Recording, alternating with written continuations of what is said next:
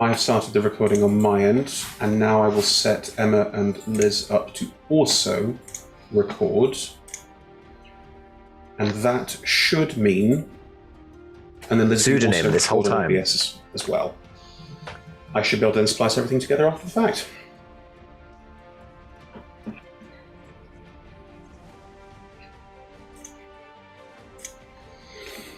Now, I need to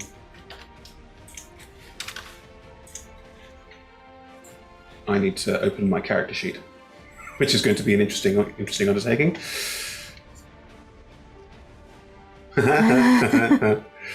Okay, now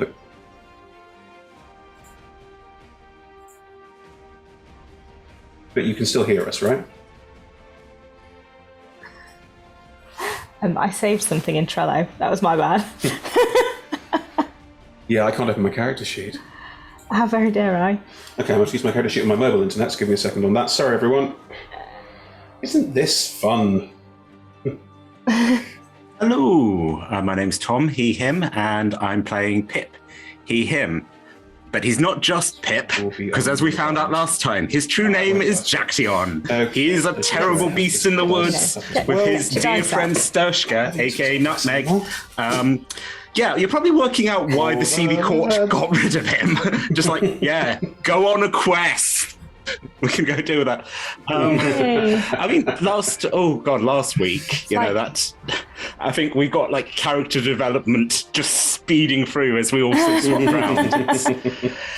It was a real experience. I think it's given Pip a lot to think about, especially as, the offer is again being made that maybe you come away from the Faewild, and then he's wondering, can I do that? Will the world let me do it? Can I truly be happy? Well, we've got, 4 episodes to see? That's my end goal, happiness. 5, tonight!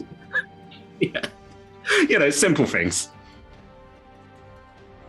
Interesting.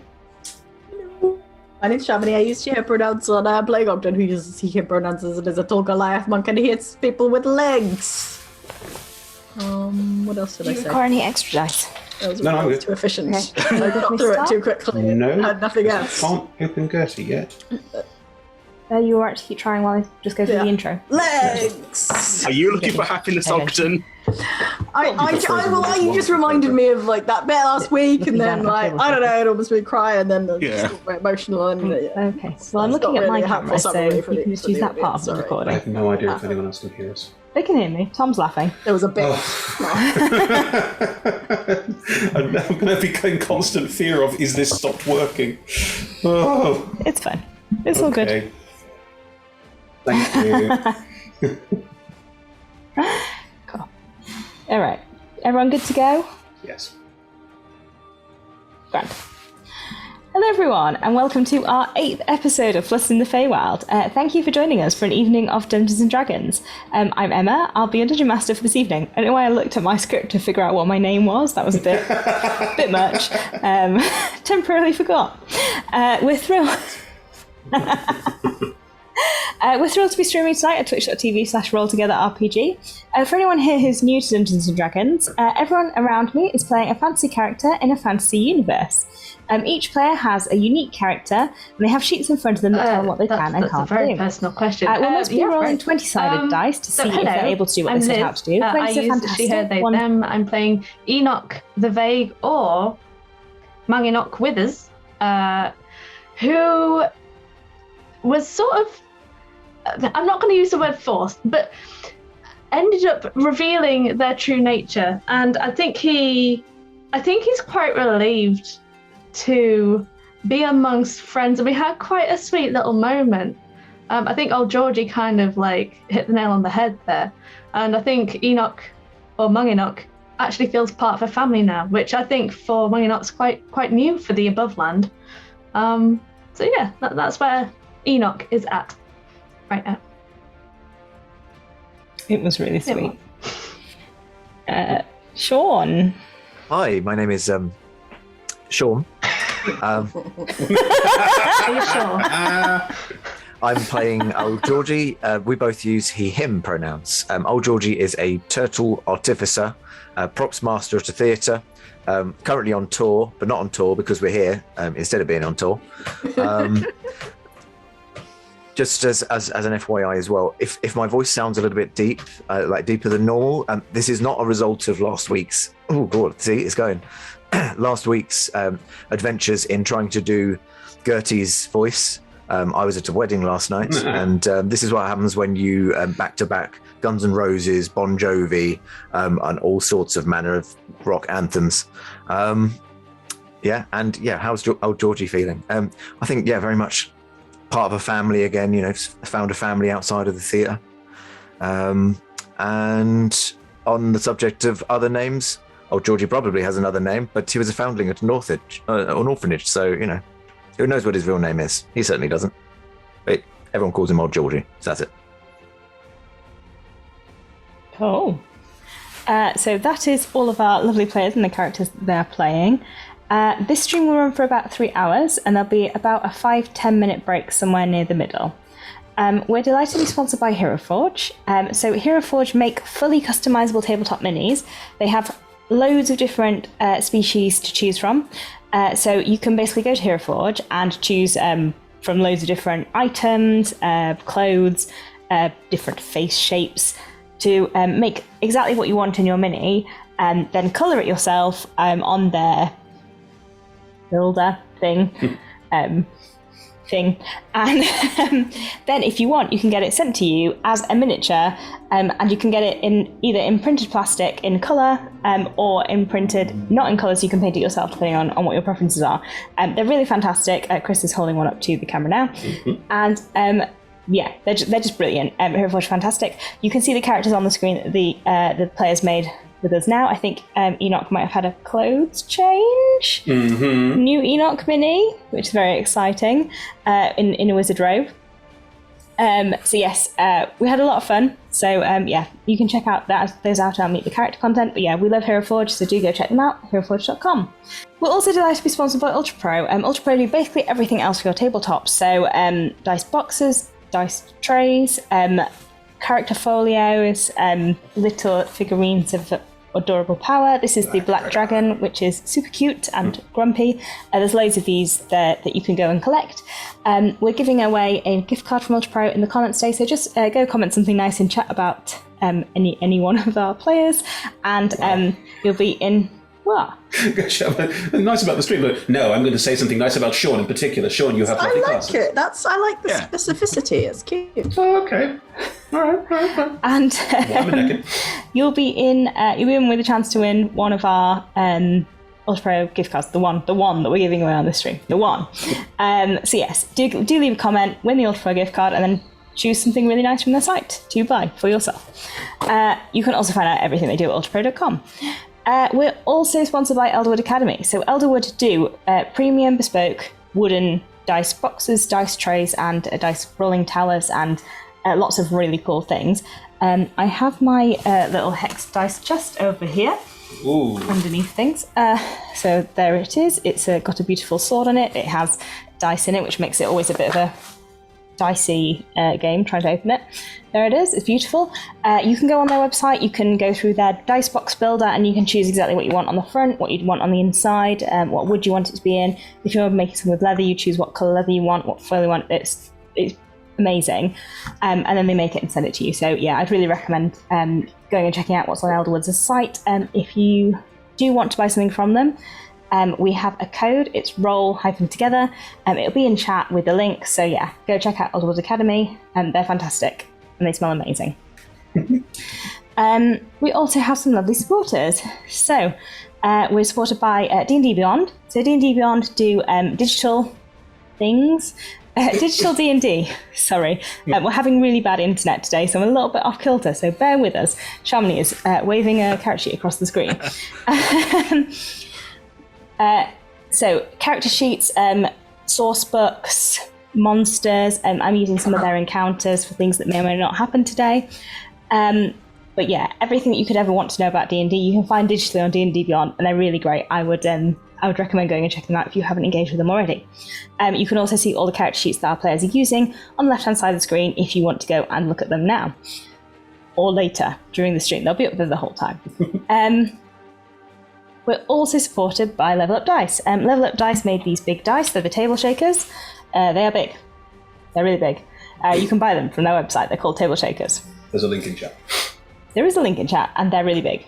That's big. We're also supported by 2 D&D video games, so Isle of Champions of Forgotten Realms and Warriors of Waterdeep.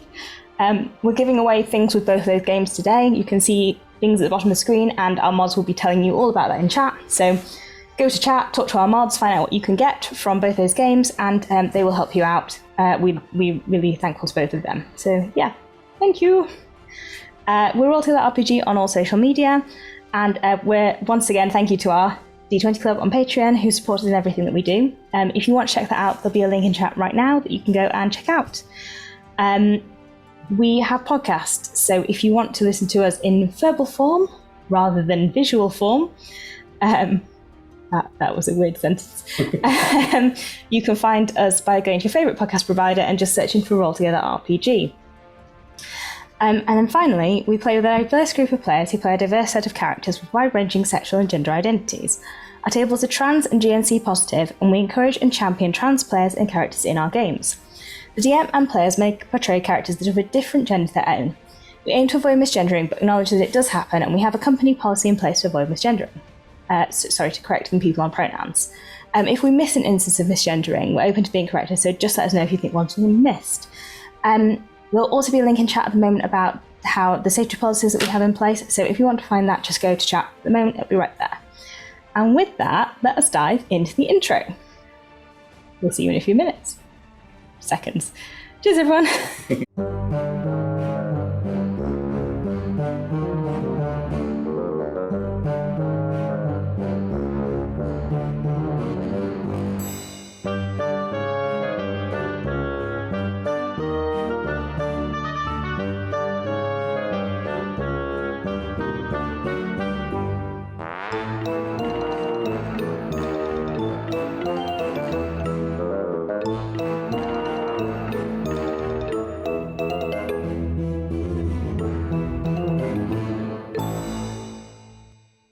So, last time, you were very, very small, and you went to the Heart Spring. You managed to persuade you managed to get the timing right, so the commoner that had escorted you to the Heart Spring left before the fighting kicked off. So that all went to plan. Yay. At the Heart Spring, you met Mervyn. I'm just going to call Mervyn from now on. So if you're making notes, everyone, just call Mervyn. You also called your NPC commoner Shania, and then halfway through the episode she changed to Shania. Oh, that's just slightly different accents. No, there was an R. Like, it was very definite. No, there was Sania. Fine. It changed to Sania briefly. Look, shut up. Mervyn made you normal size. Then you agreed to stay and guard the Heart Spring, while Mervyn, Tessia, and Reva went back to the temple to research what was happening. While you were guarding the Heart Spring, you were attacked by a member of what you now know is a Coven of Hags. She was a sea hag. During the fight, you were all body swapped into each other's bodies. So you were fighting as somebody else, with somebody else's abilities. The sea hag frightened some of you, and you experienced other people's fears. And you did defeat the sea hag quite roundly. Did you kill her, or did you just knock her out? We killed her. I feel like she we ran did offer her a away. job. I thought she might have just left. Yeah. I can't remember. I got tired. Oh yeah, she kind of dispersed into water. So we don't actually know what that meant. What it like? Yeah, yeah. I thought she died. What is that? Yeah, no idea. I mean, I was playing Enoch. Oh, I didn't know I did lots of Scorching Rays as Enoch, so I think that might have killed her. I don't remember. She turned into lots of water droplets. Then you gave that information to Mervyn when she contacted you via sending. And she let you know that it was probably a coven of hags, which you'd kind of come to realise when you were attacked by one of them. Reva came to guard the Heartspring, and you all realise that Reva is a paladin. None of us got Emma that. made another paladin, is what we realised. Town of paladins. Yeah. No, there's only one. Uh-huh. So Reva, who is a satyr paladin who worships Veronestra, who is the god that this Heartspring is dedicated to, is currently guarding it, while you go back to confer with Mervyn and Tessia at the temple. And we left as you were just about to leave the little underground area that the Heartspring is in. You called it the pilgrimage before. Is that a sort of a good word for us to be using to describe it? It is a pilgrimage. Okay. I have been referring to it as the Heartspring, Okay. that kind of area. Fine. So. The tunnels. So you're kind of at the ladder that leads up into the village. What's everyone's passive perception? 10. Hey! I'm pretty sure mine's decent. Well, 17. woo! Yeah. Isn't it? With a 17, you can hear kind of vague sounds of commotion from above. There are sounds of people kind of shouting, and there are little kind of shouts, angry shouts. You can't make out words, but they kind of sound similar to the angry shouts you heard from the darklings you first encountered Okay. by the mushroom ring. That's Oh, good. everyone slow down! Oh, things is fine. Everyone slow down! We got a How problem. slow would you like me to go? No, I meant... Don't You go. said slow, so Crumbs. I'm going slow. It was funny. I laughed big. I also laughed. Are you still going slow? Yes, you are naturally quite a slow-spoken No, I can hear shouts like... Darklings wouldn't attack the village, would they? They I would dunno, have would they? Pink Paper told them to.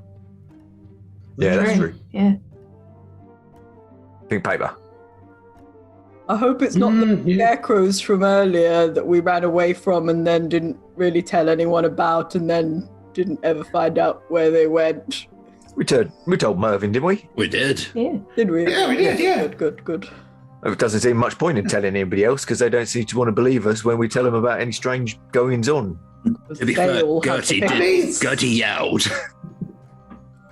I did. All right, I think there will come a point where if they're surrounded by darklings, then they're still going, I see no darklings, where it's going to become a bit fucking ridiculous. So, on a certain level, I think we're going to be all right with this. That's it. All Is it one of complicit. us? Yeah, it seems unlikely. I mean, maybe they are. Wow. Yeah, the galaxy brain gif. Anyone sneaky? Oh, we got our Stuart, haven't we? What? I think A skillet? We don't have Stuart anymore. Stuart went away. Yeah. Where did Don't Stuart off. So, Not Robert, but he's significantly less stealthy than Stuart. Stuart went to a farm upstate. Right. so No, he's here. if it helps, I can turn 2 of us invisible if we need to be super stealthy. I can be stealthy if I'm standing in the shadows waiting for my cue. Correct. Well, if Enoch turned Ogden invisible, Yeah. Ogden could go up and have a look around and see what's going on, and then sorry, is Enoch still okay, or do you prefer Mung? Whatever feels best for you, really. Enoch is a little easier on the tongue, but you do you. I don't really mind. There's no honorific that comes first with being a VIP as you are. No, not specifically, unless Ogden you would like to. So if you wanted Sir Enoch would work. I'm just messing with you, Ogden. You don't have to say that. That's fine. That's fine. I didn't even want to call you that, so I won't. No worries, Ogden. I'll just step. Shall I be super stealthy? Do you want the maximum? How stealthy should I be? Like, should I be like it's fine if the audience see you a little bit, or like you want it to look like, you know, the bush is moving by itself. So, often what I can do is use my 3rd level spell slot, right? And I can turn you invisible and someone else. I think it could just be something nice, like a parade. True. You know, that parade they were talking about. Love a parade. Yeah. We destroyed Maybe- the Scarecrows, Ogden. They can't do the parade. Maybe they're angry about an angry scarecrow-less parade. Anyway, I think you should keep your spell of slots, and I'll just pass without a trace and jump sneaky. And then if you know, later you might need to be invisible, then we can be invisible later. Okay, sure. Did we put the statue back? Or we just left a big gaping hole down to the heartspring?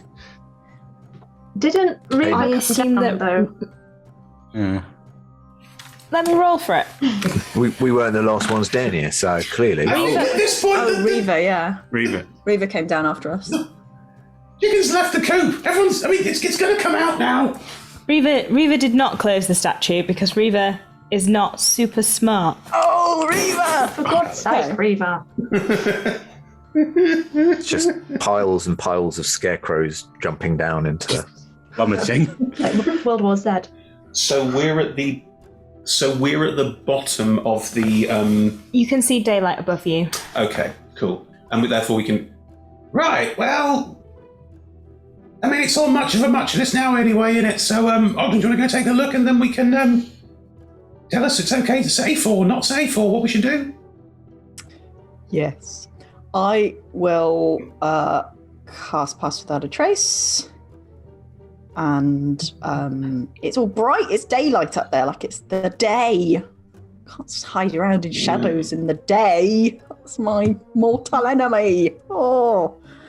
And I will sneak sneakily. Cool. Do you want to roll me a stealth roll?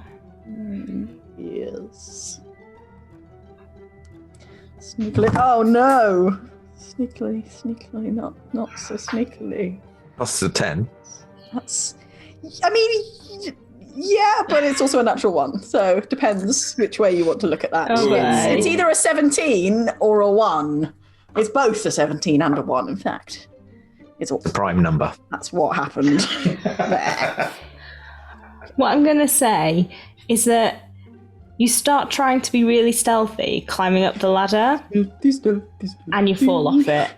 And it's really embarrassing. Oh no. But we all started trying talking about hard. something else, and suddenly, oh! I was thinking about being stealthy, and I wasn't thinking about holding on to the ladder. I'll try again. But you you can continue out into the town and. No, I'll bet that he was trying to tiptoe on a ladder again. That's what you have to do. It's the stealthiest. I can go back You up can and continue no out one's... into town and keep your 17. Yeah. Oh, thanks. Oh, thanks. Great. That's all right. Ah. Okay. Still. Oh, I shouldn't sing.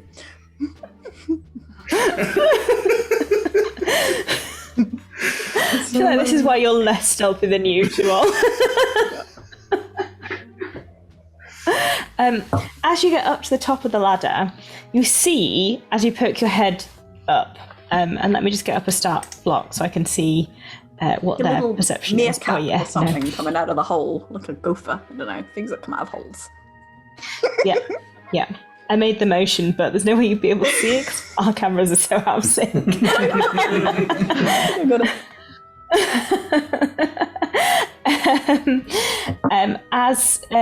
As you poke your head out, you see all around the green, there are people being pulled out of houses. by little darklings. There are darklings running around the green. There are darklings ushering people into carts that have tomatoes painted on the side of them.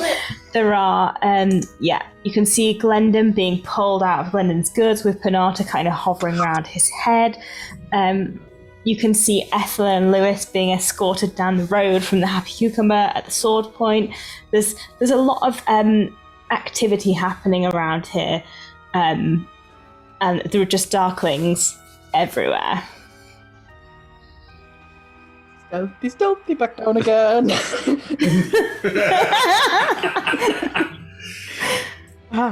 Hello, everyone. It's me, Ogden. I'm here. I was being stealthy, so you might not have noticed. It's very bad. Gertie would know you were there because you're on the same. Yeah. Yeah. Oh, Ogden, I didn't see you. How stealthy you are. Thanks. All right, so you know how sometimes in a play you want to convey that the baddies are bad. Yeah, so they come on from the left, right? Well, but not if there's just one baddie. Right. They have to have minions, like a country. If you want like the whole lot of them to be bad, what they have to do is go to a village full of innocent people who you've met earlier, and like they're all sweet and lovely, and threaten them with swords and take them away somewhere. Don't pull apart my plot, Chamonix. Oh, sorry. Yes. Is that what's happening? I mean, we already knew they were bad. I feel like this is Breaking the fourth wall. I'm Film joking. theory, I'm joking. Hang on. So, are you describing something that you want to have happen, or what is happening? Oh, right. By the way, that's happening. Right. Okay. No, I forgot. Oh, that's not good. Who's doing what now? The darklings have swords and are pulling people, and they have carts full of tomatoes, and everyone's getting all grabbed and rounded up. And then maybe they'll go away somewhere. Let's go, Ogden. I have a disturbing. If I may, I have one thought that occurred to me. You know how the tomatoes, seem to replenish magically. Yeah, magic. Yeah. What if this happens every single night and they just don't have any memory of it because this is what has to happen before the tomatoes can be said replenished? It's daytime. Yeah, Georgie, there's daylight streaming in through the hole above our heads. Oh, I'm sorry, I'm not particularly observant. Sorry, Pip, you think we should go? Yes! Okay. Hey, hang on. Slow down. Halfway up the ladder. Oh, he's gone. Oh, all right, bye. What? Okay, how many darklings are there, Ogden? More than you could count. Billion. Many. Hundreds of millions. I don't know. $1 million. $1 million. I know that you are a very powerful warrior, but mate, that's too many darklings. Yeah, we'll never make it. We should Probably get 1 million darklings on you, so I think. Well, you reinforced my stick, Georgie. It's a powerful stick. So, are we just abandoning them? No. We fought 10 of them, and I got knocked out. Like, I'm just saying, maybe we should be a little bit more cautious and try and, I don't know, what are we going to do? Where are we going to go? Could follow them and see where they're going. Yeah, they got carts. And then when they don't expect it, get all the people out of the tomato carts when they're napping. Yeah, be a bit more, planned about it. Try and pick them off solo rather than en masse and get overwhelmed and die and such. And then you hear someone scream help from above. We need to go. They are being hunted. We can't let that happen. Pip. Let it happen. No, we're not letting it happen. My point is, Wait, it's happening. God damn it, patience, people. If we Action! If we go out there now and we get swamped, we'll get kidnapped too. What does that help anybody? What if some of us go and they be on the inside and we be on the outside, and then we pass messages to each other for some reason? That's a thought. Not sure why, but we could do Now, Revy's got in the hot spring, and I guess the hags are doing this to kind of lure Revy out. Oh, we should tell her about this, shouldn't we? Yeah! Actually, that's a good idea. Also, Revy's apparently a really powerful paladin. Like, who knew? So, Reva. That might be... Isn't it Reva? Oh, Yeah. God damn it! It's so stressful! R-I-V-A, Reva. Alright, so Reva's also a paladin. And frankly, Merrin's a really Mervin. God damn it! What are Everything all right names? today, Gertie? You're getting so flustered. Sounds for getting people's attention. Oh, flustered. Alright. I'm saying, we've got allies, and maybe we can be more surreptitious about this, and I think that might be safer than just charging headfirst into a wall of darklings. Help! God damn it, DM, you're not helping! Happens in the plays as well. That happens. The heroes are supposed to do something, but earlier they met an innocent child from the village, and then they want to rescue the child, but You can hear Glendon shouting from up above, no, I will not leave my shop. Get off! Glendon, Glendon's lovely. Glendon's like the child, but They're going to kill him because he can't leave the shop. They're darklings. This is what they're going to do. they didn't. Well, I'm gonna climb up and see if they. I want to. Wait, are you still on the ladder, Pip? I want to see if they're gonna kill him. As I turn, I'm like, Nutmeg, let's go. Nutmeg, bumps. On the ladder? No, so like, no. She was down with us. Here, and now She was here, and now she's back. Okay, Right, I see. I'm not dropping my She's not climbing a ladder. Okay. I was like, Nutmeg, why are you climb getting up. her out on the ladder? No, she was with us. She was in the combat. Well, then, okay. Are you on the ladder? I'm on the ladder. Look, Be sneaky. I'm willing to take some people down. If you're going to be stealthy, that's fine. I'll be a distraction. Wait, Okay, I'm listening. Good. I'm with you. I'm not I've burned a lot of spell slots, mate. You might die. Then I die, but at least I died doing something good for once. Does anyone want to go invisible? I'm just asking because, we're talking about This is my I'll go thinking, invisible. right? No, you're not. Hang on, I'm not very stealthy either. My voice carries. Hey, what? Who's stealthy? I'm all right, I think. I am bright purple, already stealthy. look past that. Georgie, are you stealthy? I mean, I've never heard me when I'm knocking around, but I can't speak for anyone else. Pass Without a Trace is still on, isn't it? Yeah. Yeah. Pass without trace. Cool. As long as you're near me.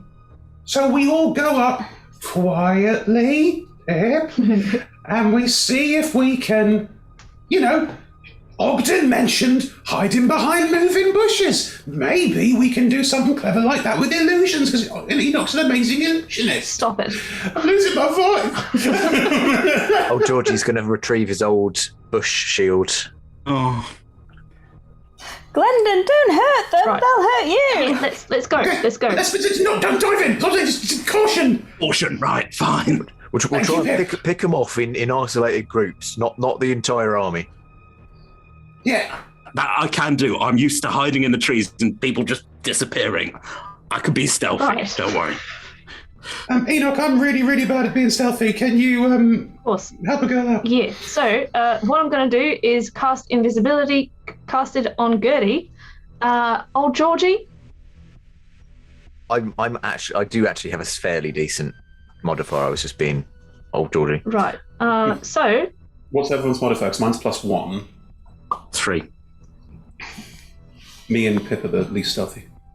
Well, depends what Enoch's is. mine's +1. You two are the least You and me stealthy. are the least stealthy. There we go. Spellcasters. Okay, I'll cast it on both of us. Right. What about Reva? Shit. I could. Oh, It's not far. Let's just. I mean, if only we had a small companion. Oh, I can't talk. Shout that. Right. I could attach a note to Robert. That is a good idea, because Robert should not be trying to be stealthy. Robert is basically a steam engine. Good. No, it's pretty much pneumatic. Okay. Tell Robert to tell Reba Yeah. the bad things are happening while we go and rescue Glendon. Right. So Gertie, Specifically Glendon. you're currently about to be invisible, right? Just to make sure, don't cast any spells, because otherwise you will stop being invisible. Don't perform any actions, whatever an action is, because otherwise you might stop being invisible. Just letting you know. Okay. Tired in the night. I'm just trying to think about being stealthy. I'm not stealthy. So, would everyone like to roll me a stealth roll? Not especially. With a +10. With a +10 from Pass Without Trace. I've got advantage as well because of being invisible. 22. 22. 21. 24. Sorry, 1 second. I rolled again and got a 21. So first one would be Suspense. 24. The So 21 with a second +10. would be 21. Oh, plus 24 10. in total. Then that's Sorry. like 31. Yeah, I had a 10 to my mum's 14, so 24. Same. 24. Sorry, Liz, I missed yours. Same as Gertie, 24. 24. How many was yours with a +10? I rolled a 5. Bad rolls. I'm literally at 4 more healthy points. Yes. Was- bad rolls. Was yours the lowest one? 21? Yeah. I mean, it's only fitting considering what just happened, so yeah. What's your plan? As you emerge from out of here, that you can find bits of greenery to hide behind. You can hide behind the statue while you just take a quick look at the situation. I'm invisible, so I will go and do basically sort of fly up high and get a good bird's eye view of the whole situation. What you can see is these hordes of darklings running around. They do appear to be in groups. They do appear to be organised. They're causing chaos, but they do appear to be. They have a plan. They're doing things. There are 2 tomato carts. They have the name of the tomato delivery place on them. I think it's called like the Sun Ripened Tomato place. Can't remember. So they're clearly not their carts, but they're using them. And they're kind of herding some people towards them. There's about 5 clustered around Glendon and Panata, trying to remove Glendon from his shop. He's resisting. He appears to have just kicked one. The others are like pointing their swords at him quite aggressively. There's a few escorting Ethel and Lexis down the road from the Happy Cucumber towards this scene, towards the carts. Mm-hmm. Where would you like to kind of focus, go, do? Are any of them at all interested in the base of the statue? Are there like guards around where we came out? They're in the proximity, they're running around, but there don't appear to be any kind of moving towards this area right now. Right. So they will not know about it, so they wouldn't see us coming. We are... Okay. Right. As I see it, there's like 2 focus points. We could take the carts out. That mean that they won't be able to escape that way. Also, I think Glendon, he just kicked that one in the head. So if we could get him out, we've probably got some backup. So How not aggressive? necessarily. Sorry, Tom. If we can stop the carts rolling, that's good. If we can get back up, that's also useful. Maybe Mervyn. We were going to go to Mervyn anyway. We could try and get reinforcement. I don't think we necessarily want to split up, but it might work. Pincer movement. Do we want to hobble the carts? Because if the plan is to try and follow the darklings, then do we want them to get away? Yeah, we don't, there is a point here, if they're looking to take all these people away, where are they looking to take them? Tomato farm. Would everyone in this village fit in 2 tomato carts? Or have we just leapt to a very big conclusion there? No one's actually... Seems unlikely. There are a couple of people in the tomato carts. Who's in them? Not anyone that you recognise. Right. Can I make Expendable, then. a perception check to see if like it looks like a cart's already left, or how yeah. Sure. Okay, that's not bad at How all. many carts can this company own? That's a 19. Big business. It doesn't look like any carts have left. You can see the cart tracks from where they come from, but you can't see any carts. It looks like they've parked up. Are we thinking hobble one and then follow the other, then it's fewer people to try and rescue? Or hobble both? I think if we're going to do that, it does mean that we're going to sacrifice a cart, but we're going to be on top of it. We'll get these people back. All right. Sorry. I would propose that we look at this slightly differently. Right. We don't know where the carts are going or why they're rounding people up. We haven't got enough information yet. Is Glendon about to get his, do tree people have heads kicked in? Is that going to happen? He has just been stabbed by a darkling. Oh dear. We should. Oh no, that's. If we go and deal with that, that's all out fighting. That's all the darklings come to us. That's bad. Right. I'm fast and I can fly. I'll cause a distraction and try and get as many of them chasing after me as possible. In the meantime, get these people to safety. If there are some darklings left behind, let them leave behind and get everyone. Take them to the sanctum. Take them to the church. Right. Because where it's powerful. Use the carts if you need to get them moving quickly, and I'll distract as many as I can. Does that sound good? Yeah. Yeah. By the way, I'm invisible, so you're talking to the air. Cool. Then I'll go do that then. Wish me luck. Cool. I'm going to fly up and over Glendon's situation. Okay, and where are the rest of you going? Ogden is going to say, I think this might make Gertie the main character for this chapter. Who the song would be about. I'm willing for that. That's Gertie the adventurer, Gertie the warrior without fear. Yeah. It's got a nice ring to it. Can I just point out it might be a slightly more pressing matter in that stabbings and Oh, right. Shall we do this later? Okay. Right. Yeah. Are you all going to go try and get Ethel and Lexis and the other people around the square into the carts? Such a bad idea. so we were putting them in the carts. Come on, let's go. I think Georgie's probably going to head towards the carts. I'm wondering whether I'm, with my kind of carpentry knowledge, might be able to work something out so that I could. I'm thinking installing brakes so that the carts will only move when we want them to, but that they won't necessarily be hobbled in case we do want them. Wow, installing brakes. There's got to be some sort of medieval equivalent of brakes. I mean, like if you took the axle out or something, there's something you could remove, then put back in. Take apart. I don't think you could put in. I think you could put in brakes that would be like things that you could operate. You could only operate. Like I don't think you could put in something that would be like, I can stop it, but no one else can move it, because they would eventually be able to work it out. Yeah. You could stop it permanently, like break it, so that they'd have to go ahead and fix it, or you could I could break I think it. those are your two options. You could like break it, or you could. I could break it in such a way that it could then be mended.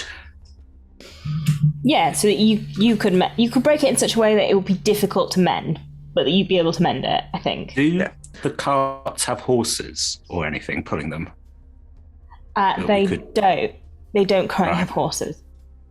I was thinking we could loose them and that would slow it down.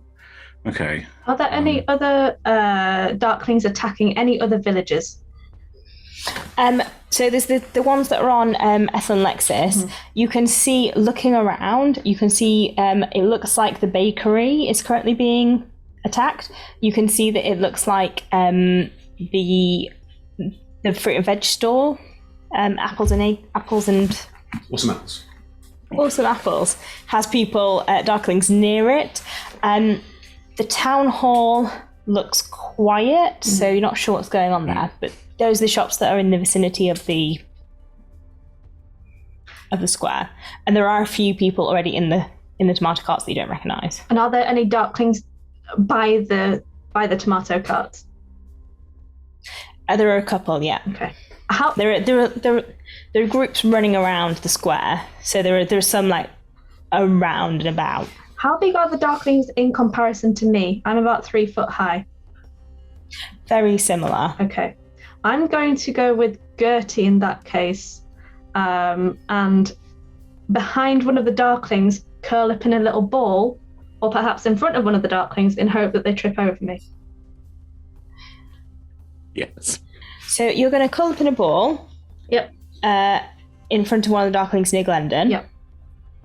The rest of you, Old Georgie, you're going towards the carts. Are the rest of you going with Old Georgie towards the carts? Should I go and, before we tell everyone, quick to the temple? Should I make sure the temple's a good place to go and not like full of darklings? Or? It wouldn't hurt. I might deal with Ethel. I mean, I'm willing to kick things off. We're not allowed to talk to Ethel. I think Ethel will appreciate. I think the time will be sped up by the fact that we're going to rescue her, and then she can have the sweets. That could be the. Okay. Everyone can have.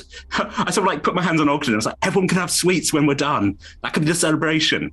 We can have a party. 48 hours yet, I don't think, though. And it was very specific instructions. Maybe I'm going to do my magic girl transform in midair about 60 feet up and start shooting archer form and guiding bolts. No, Yeah. no, we're not there yet. Stop. I just as this is sort of like, I won't talk to her, Ogden. don't say anything. I'll be a silent savior. Talk to Lex, the other one. Yeah. Okay. Right. Good luck. And Ogden, you're going to go to the temple. Yeah. Yeah. Grand. Cool. In that case, could everybody roll the initiatives? I'm picturing really like thumping adventure music now. This is our big stand. 13. Also 13. Plus 1 dex mod, so Sean was before me. A +1 dex mod. Roll again. Just roll d20. 16 for Ogden. 16 for Ogden. Oh, wait, sorry, 19, I mean. Yeah. Enoch. Glenn and Pip. 18. 18. Sean, I rolled a 9. I rolled a 13. Grand. And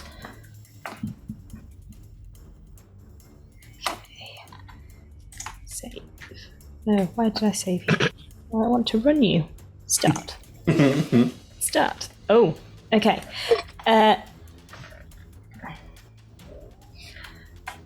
The darklings surrounding Lexis and Ethel are gonna shoo them much closer to the carts. They move first. They're gonna move them a good. Darklings move 30 feet. A good 30 feet closer to the carts. They're now within like another set of movement would get them to the carts. So that is their turn. Ogden, you'd go next. So I so the town hall is quite near here because we can see it, whereas the temple's presumably a bit further. The town hall is on the edge of the green, so you can see it. It's really close. I might go there first. Mm-hmm. I am just I am still passed without a trace, but I am legging it. I'm dashing, and if I see I can be nearer, go to a shadow, I can go even faster because I can bonus action shadow step. So your movement is quite far now, isn't it? How far is your movement? Ooh, is it? Oh my gosh, it's 45 feet. Something like that. You can get to the town hall with your movement. The door is shut. And locked and won't open. Yeah, it feels like it's barricaded. Good. Just had a lovely image of this long-limbed person with 2 gigantic limbs doing a really fast run. This is a lovely image, a cartoon image. Are there any darklings really near me? There are some moving around, but because you're not engaging with any of them, and they're not really sure what to do with you, they're not engaging with you. Do I remember last time that there were? I might have to wait for this next term, but I mean, I either want to kind of shout through the door, or do I remember if there's a window that I could go around? There is a window. The mayor's office has a window just around the corner. Okay, I'm going to start going round instead. Yes, you can dash. You can if you dash, you can get round. Yeah, so you can see inside through the window. Yeah. The mayor, the secretary, and the gnome, whose name I have temporarily forgotten. Fizzbucket. Oh, such a good name. They're all kind of huddled underneath the mayor's desk, or like. Do I think this is a tactically good place to send people to barricade themselves in rather than the temple? It does have quite a lot of windows. It doesn't look super secure. It just looks like they didn't really know where else to go. That's fair. Screw this mayor. I'm going to knock on the door. They all kind of do that. They do that like comic like head turn. Hello. Just to let you know, I'm going to go to the temple and see if maybe if people were hiding there, it would be a good place to sort of hide, or maybe here. But here doesn't seem as good. But I don't know if it's good there. But I can let you know, and then you can choose whether to hide here or hide there. That's what I was thinking. I mean, it's the mayor speaking. It's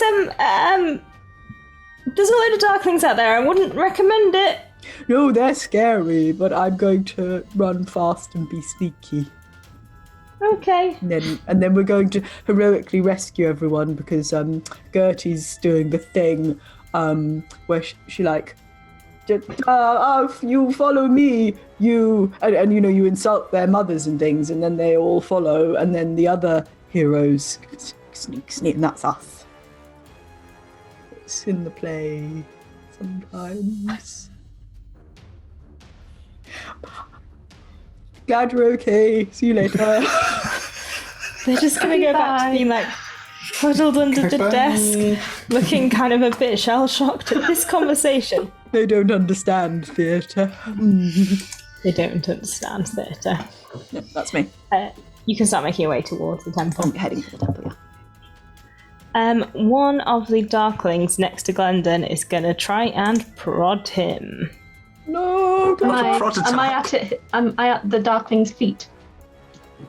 I don't have to. Or is lethal in Worms Armageddon? I will roll a dexterity saving throw to see if he falls over you. What is your saving throw?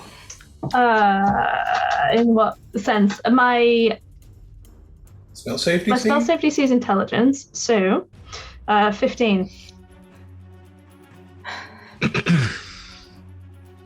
Let's do it as a grapple, and grapple seems really unfair because you are using your intelligence. Yeah, spell save DC seems fair because otherwise you'll have to roll a strength check, which seems really unfair. I mean, I'll happily give that a go. I don't mind. Okay. But, strength. Yeah. Apologies, I'm using my phone. That's a -2. So let's see what happens. It can be athletics if you have proficiency. Okay. Well, for my strength, that was a 5. So I also rolled a 5. If it's athletics, it's still -2, so it'd be the same thing. So they, I think, tread on you, get confused. Hello. And look down. I'm gonna say they do lose their turn because they're really confused at what has just happened because they've trodden on something invisible and squishy. Yes. That's not the floor. Good. Pip, you were going to the ones who are with Lexis and Ethel. Yep. There are 1, 2, 3. There are 4 with Lexis and Ethel surrounding them. There are 2 of the more leaderly-like ones and 2 of the more normal-like ones. Right. I'm gonna do it. tap. Bring out Meg. Hop on. When you bring out Meg, Yeah. are you going to bring her out so you're like sat on her as she appears? You know what? Yes. As I cool spring move. into the air. Again, Time that right, otherwise it'd be very painful. yeah, I'm willing to make an acrobatics or athletics. No, you. I feel like you practiced this. There's very little to do in the woods. It's mostly circus and dancing. Yeah. So, on back. Lance out. All right, Meg. Yep. And we charge straight at. I assume. Let's say one of the leadery looking types. Cool. Go for it. To make an attack. That is okay. First one is a 17 to hit. Yes, 17 will hit. So that's oh, that's a 12. So that's 16 piercing. Oh, ouch! Yeah, Damn. it looks like it hurts. Let's hope this one hurts too. As I roll, that is a 14. 14 just doesn't hit, I'm afraid. Ah. Is that with advantage from being Oh, mounted? no, it isn't. Thank you for reminding me. That's a non-natural 20. Yeah, that will hit. And that is 8 piercing. 8. This leaderly darkling looks awful. Really, really bad. Oh, I'm As back. you kind of ride in from the middle of nowhere. Yeah. Unfortunately, Pip, they don't know who you are No. because you didn't leave any alive. That is like one of the great things. It's like, it's me. And they're like, yeah, it is. They look Who are you? They look slightly confused. And then I think I look slightly confused. Just to pull the stick back. I'm like, I guess my reputation does not Yeah. precede me. sort of, ladies. good to see you again. I'm going to roll a perception check for this one to see if it manages to spot Ogden. Oh, it does spot Ogden. No. That was its entire turn. But Ogden, as you're sneaking off around the side, one turns its head and makes eye contact with you. And then waves its sword at you. A little cheery nod, like, yep. Yep, don't worry, I'm on it. I think it's going to run up and stand next to you. Yeah. That's its turn.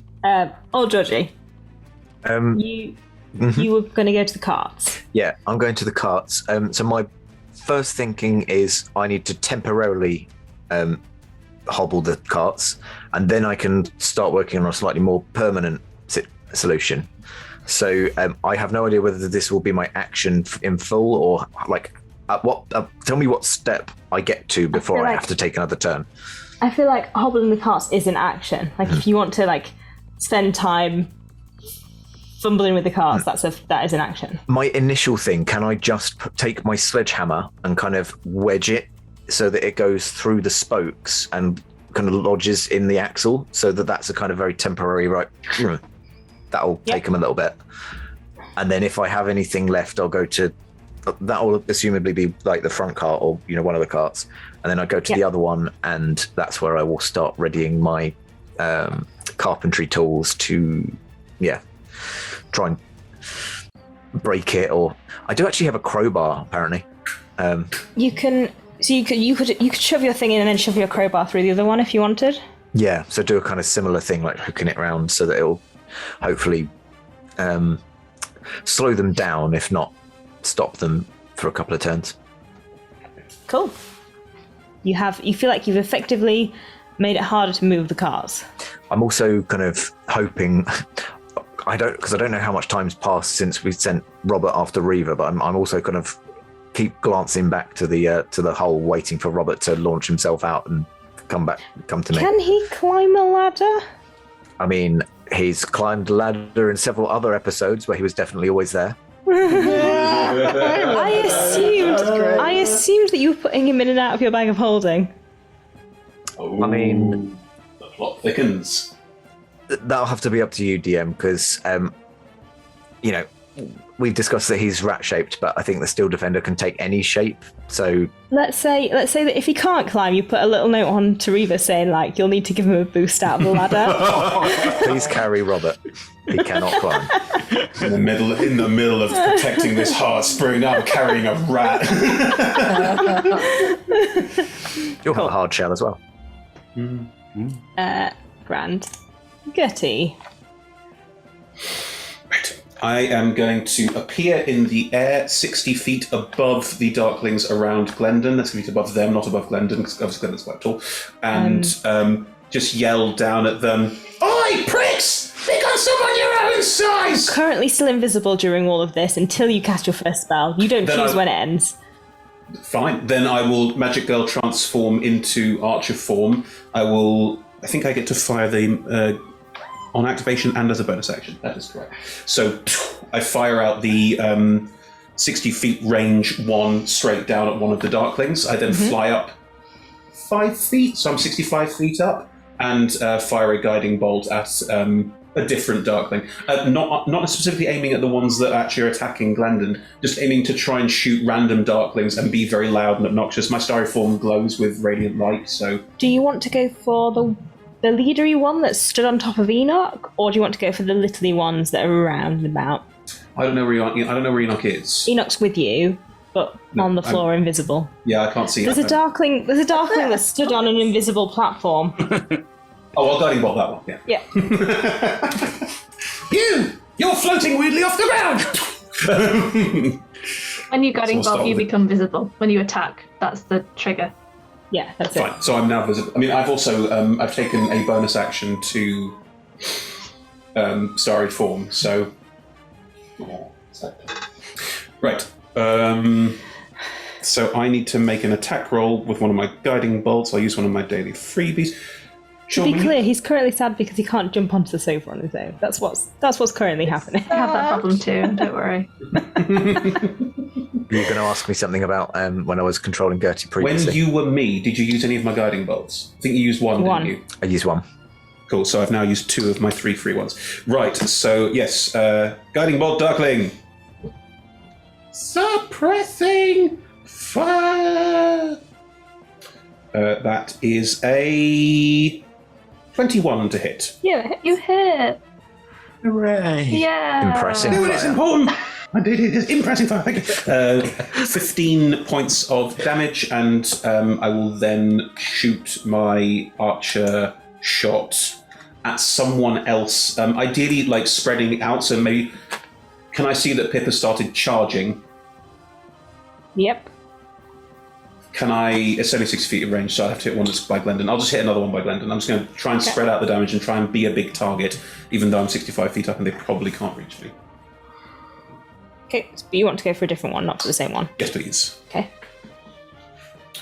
That is a 24 to hit. Yep. And I think what happened is Mhm. when old Georgie was in your body, Mhm.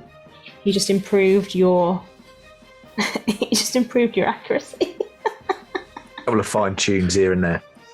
Posture. Sort of like roll the shoulder out. So you're like, oh, that crick's gone. I can, yeah. But yeah, just fixed up a few of your accuracy bits. Well, Sorry. I rolled a 7 in terms of damage. 7 damage. So 2 hits. I'm glowing with bright radiant light. I'm also shrieking at the top of my breath, and I'm trying to draw focus and attention. Okay. Point taken. 2 of the darklings around the carts are going to start heading for old Georgie, who is present and fiddling. One of them is going to attack you. Wow, that's a natural 20. Yeah, that hits. So, yeah, 25. So, that was unintentional. Sorry, Sean.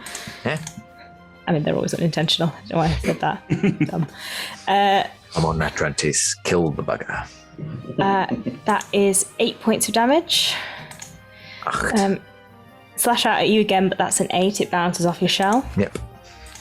And a little darkling also runs up, seeing that its leader has engaged. Then it's going to go for you. Now. Yeah, okay. That is a natural 1. It's too excited running at you, and I think it just falls on the floor at your feet, and it's like...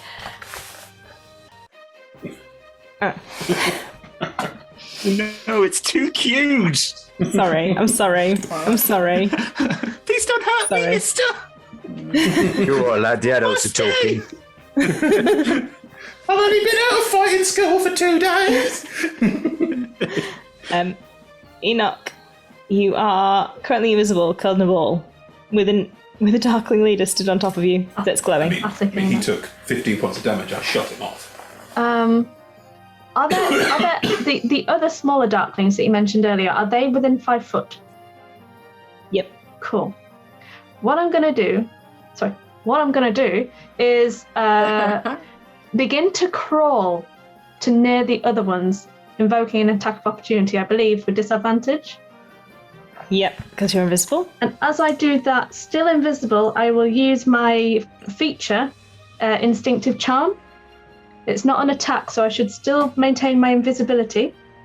And what that means is, when a creature you can see within 30 foot of you makes an attack roll against you, you can use your reaction to divert the attack, provided that another creature is within the attack's range. The attacker must make a Wiz save against your wizard spell save DC. On a fail, the attacker must target the creature that is closest to it, not including you or itself. If multiple creatures are closest, the attacker chooses which one to target. So it needs to make a wisdom save. Please. That is a 21. That passes. On a successful save, you can't use a feature on the attacker again. So then it needs to roll an attack roll against you with disadvantage. Correct.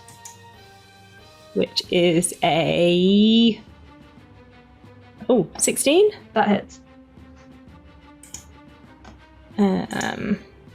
Which is 9 points of damage. Okay. As it stabs down at the invisible lump crawling out from under its feet. I make that noise. That little squeal. I make that noise. You cruel. Oh God. What? Any? Is that your turn? Do you want to take an action? No, I'm gonna stay invisible for this if I can. Actually, no. Do you want to dodge? No, it's fine. What I'll do, I will in that case, since I've incurred an attack of opportunity, I will reach round and shocking grasp the foot of the one who attacked me. +7 to hit. That is 19 in total. 19, yeah, 19 hits. Which is 11 points of lightning damage. Oh, sorry, just getting the wriggly boy. Oh. 11 points. So close to dead. And then I appear just grasping onto this thing's leg. Hello, it's me. Looks kind of surprised. Like it knew there was something there, but it's like, oh my God, you're wearing a robe? Yes. That's your pointy hat as well. Yep. The beard is growing in. I think... Sorry. It is. The one who was attacked by Gertie is going to... No, you can't go on the table. Is going to... You can't reach Gertie because you're flying too high.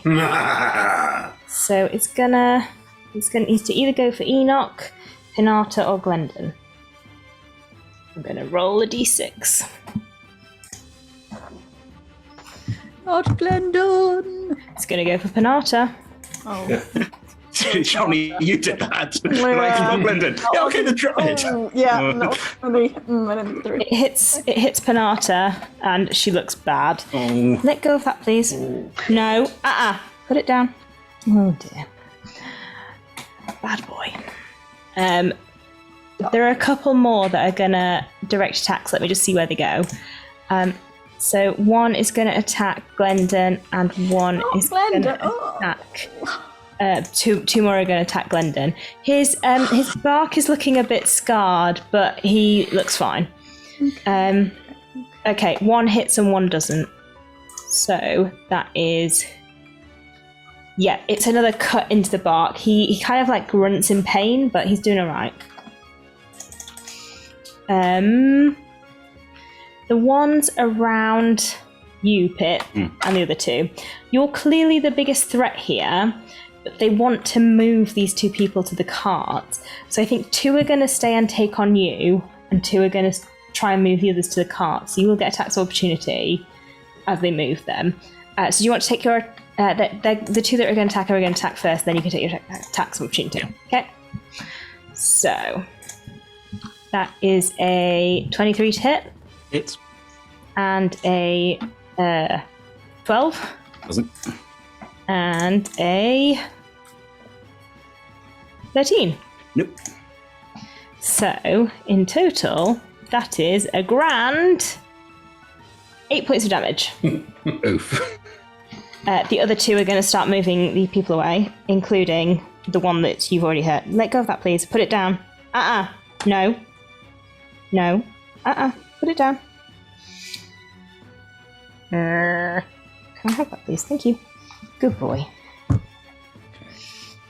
So do I get 2 attacks for both, or is it just... You'd get 1 attack of opportunity, so you can choose whether you want to go for the one you've already damaged or the new one. I think I will, because if I can finish him off, then... Yeah. 17? 17 hits! Yeah.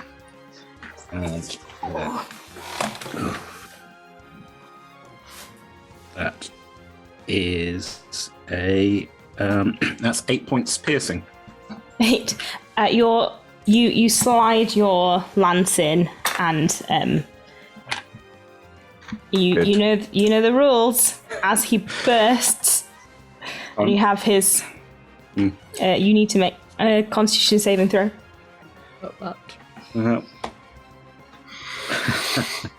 That's 26. I'm a hearty boy. You are not blinded. Good. But you take 3 points of damage as it bursts in radiant energy, because it is one of the bigger ones. That's a 10, and they will move struggling Lexis and Ethel into one of the carts. So they're now in range of you or Georgie, these two. Ogden, there is a darkling stood right next to you, waving a sword.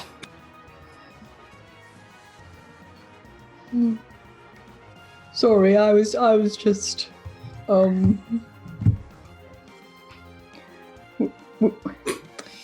I might have to kick you with my feet. You need to get in the cart! Into the cart! In the cart! Out of interest, after I get in the cart, where does the cart go? Somewhere really good! Is that what the pink paper said? Did the pink paper tell you to do this? No. Why are you doing it then? Because my boss told me to do it. Oh, did the pink paper tell them to do this, do you think? I don't know, I don't question my boss, just do what she says. Are there any other plans other do than... what he says. Are there any other plans other than getting the people into the carts and taking them somewhere really good? I don't know, I just need to get people into the carts and take them to somewhere really nice. Could you ask your boss for me? I can wait here if you could just find out if there was anything else. You just need, if you get in the cart, then you can come with me to my boss. It's really nice. Oh, is your boss not here? Where's your boss? Where we're going with the carts. Oh, are you gonna come? Are you gonna come in the cart? I am quite tempted. What does your boss look like, though? Sort of like me, but big. But not like that person over there who's like. No, like big. You big. Ooh, that's quite big. I'm quite tall. Yeah, you're really big. He's really big. Gosh. I would like to meet him. Yeah, he's really really scary. Yeah. I just have to go check something, then I'll come back. No, you need to get in the cart. No, I have to go check something. No, you have to get in the cart. I'm not going to do that, at least until after I've just been on an errand. I'm sorry. I'm decisive now, and I don't do what people say anymore, because Gertie said you can just do what you want and you don't have to do what other people tells you, which is exciting, and it means you can just be like, no, I shall do that, and then you just do it. It's very... My work here is done. Empowering. A sense. Try. Would you like to roll a persuasion check to try and persuade the Darkling to stop following orders? Or to be empowered? Yeah, I guess. Sure. I mean, I just hope we've created a bond over this time. You know. That's a 9.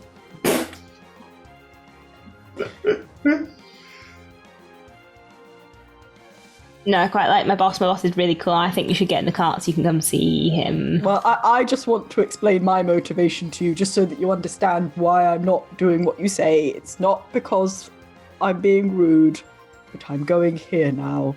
I will have to stab you. Well, I'm gonna take a step back, which is like what I want to do is like start to provoke an attack of opportunity, but like be holding my attack until. Does that make sense?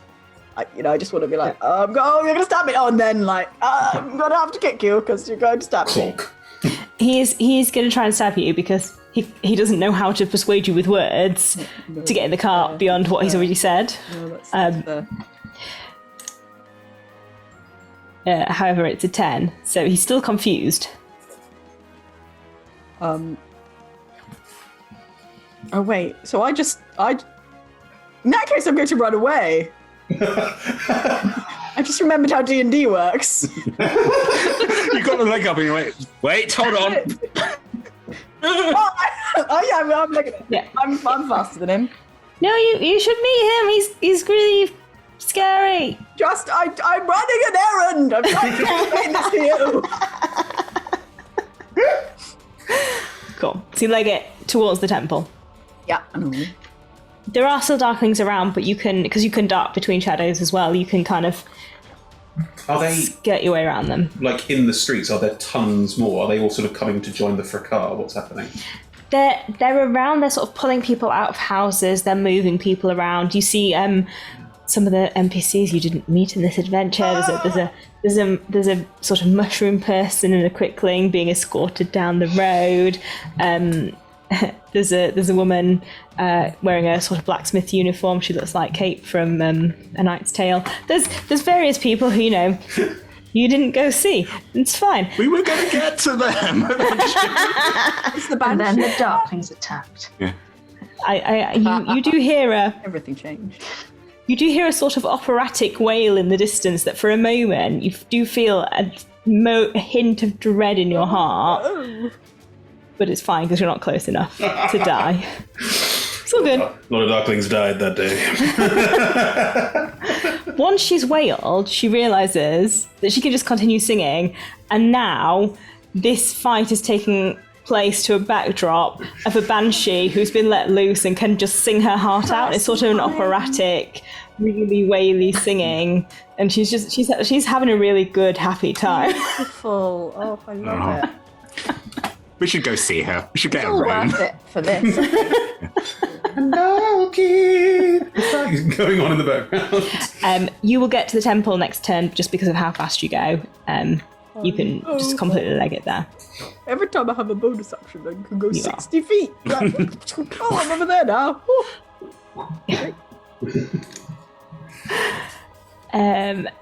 Cool. Pip. Hello. So there's one darkling still with me, and the other two have gone to the cart. No. I've got two with me. One I killed. One's by the cart. Right? Math. Yes. Two with you, and there's now one more clustered around old Georgie. Yeah. And to go to old Georgie would be attack of opportunity, right? Yes, from the two that are with you. I mean, I turn back to the little guys and go, you don't have to do this, This isn't going to end well for you. You can just go. I won't tell your boss. You have to come see our boss. He's really scary. They say that they're using the word scary like where you might use the word cool. Like this is a really good reason to go see him. Right. But the thing is, I'm also quite scary. So leans in. Would you like a job? Well, I guess roll a persuasion check. Yep. That's a 15.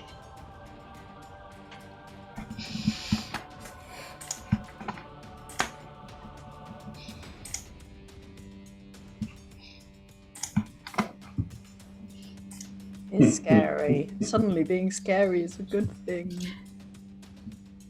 The leader Darkling sort of turns to you and is like, what sort of benefits do you offer? And we're going to take our break there so you can have a think about it. We had a plan. What happened?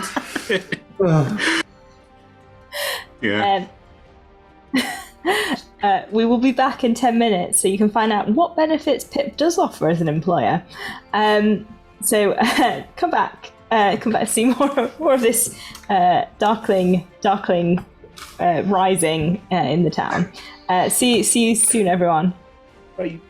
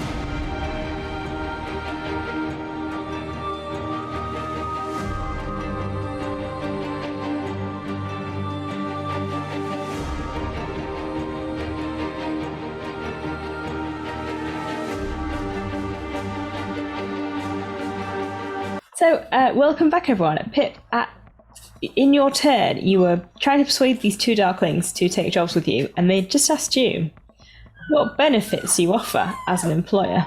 Well, we don't know where Pip gained a tie, but Pip's not wearing a tie. Going, right, okay, let me see. First of all, what's your name, friend? Darkling.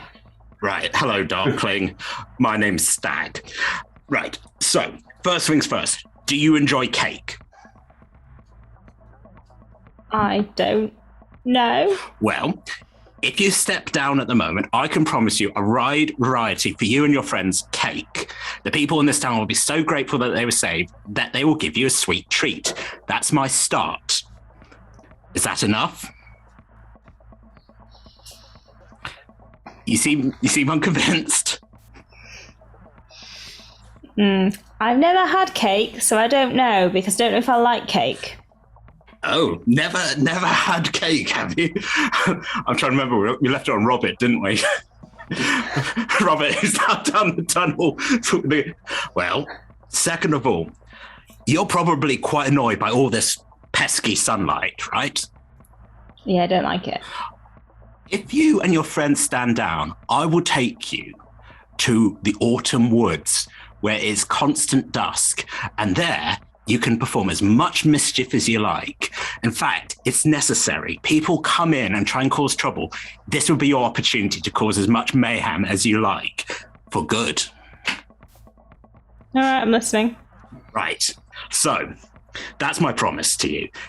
You stop all this. You come work for me, and I can promise you as much chaos as you like. They're going to just take a tentative step to be kind of flanking you. Is Pip now the big bird?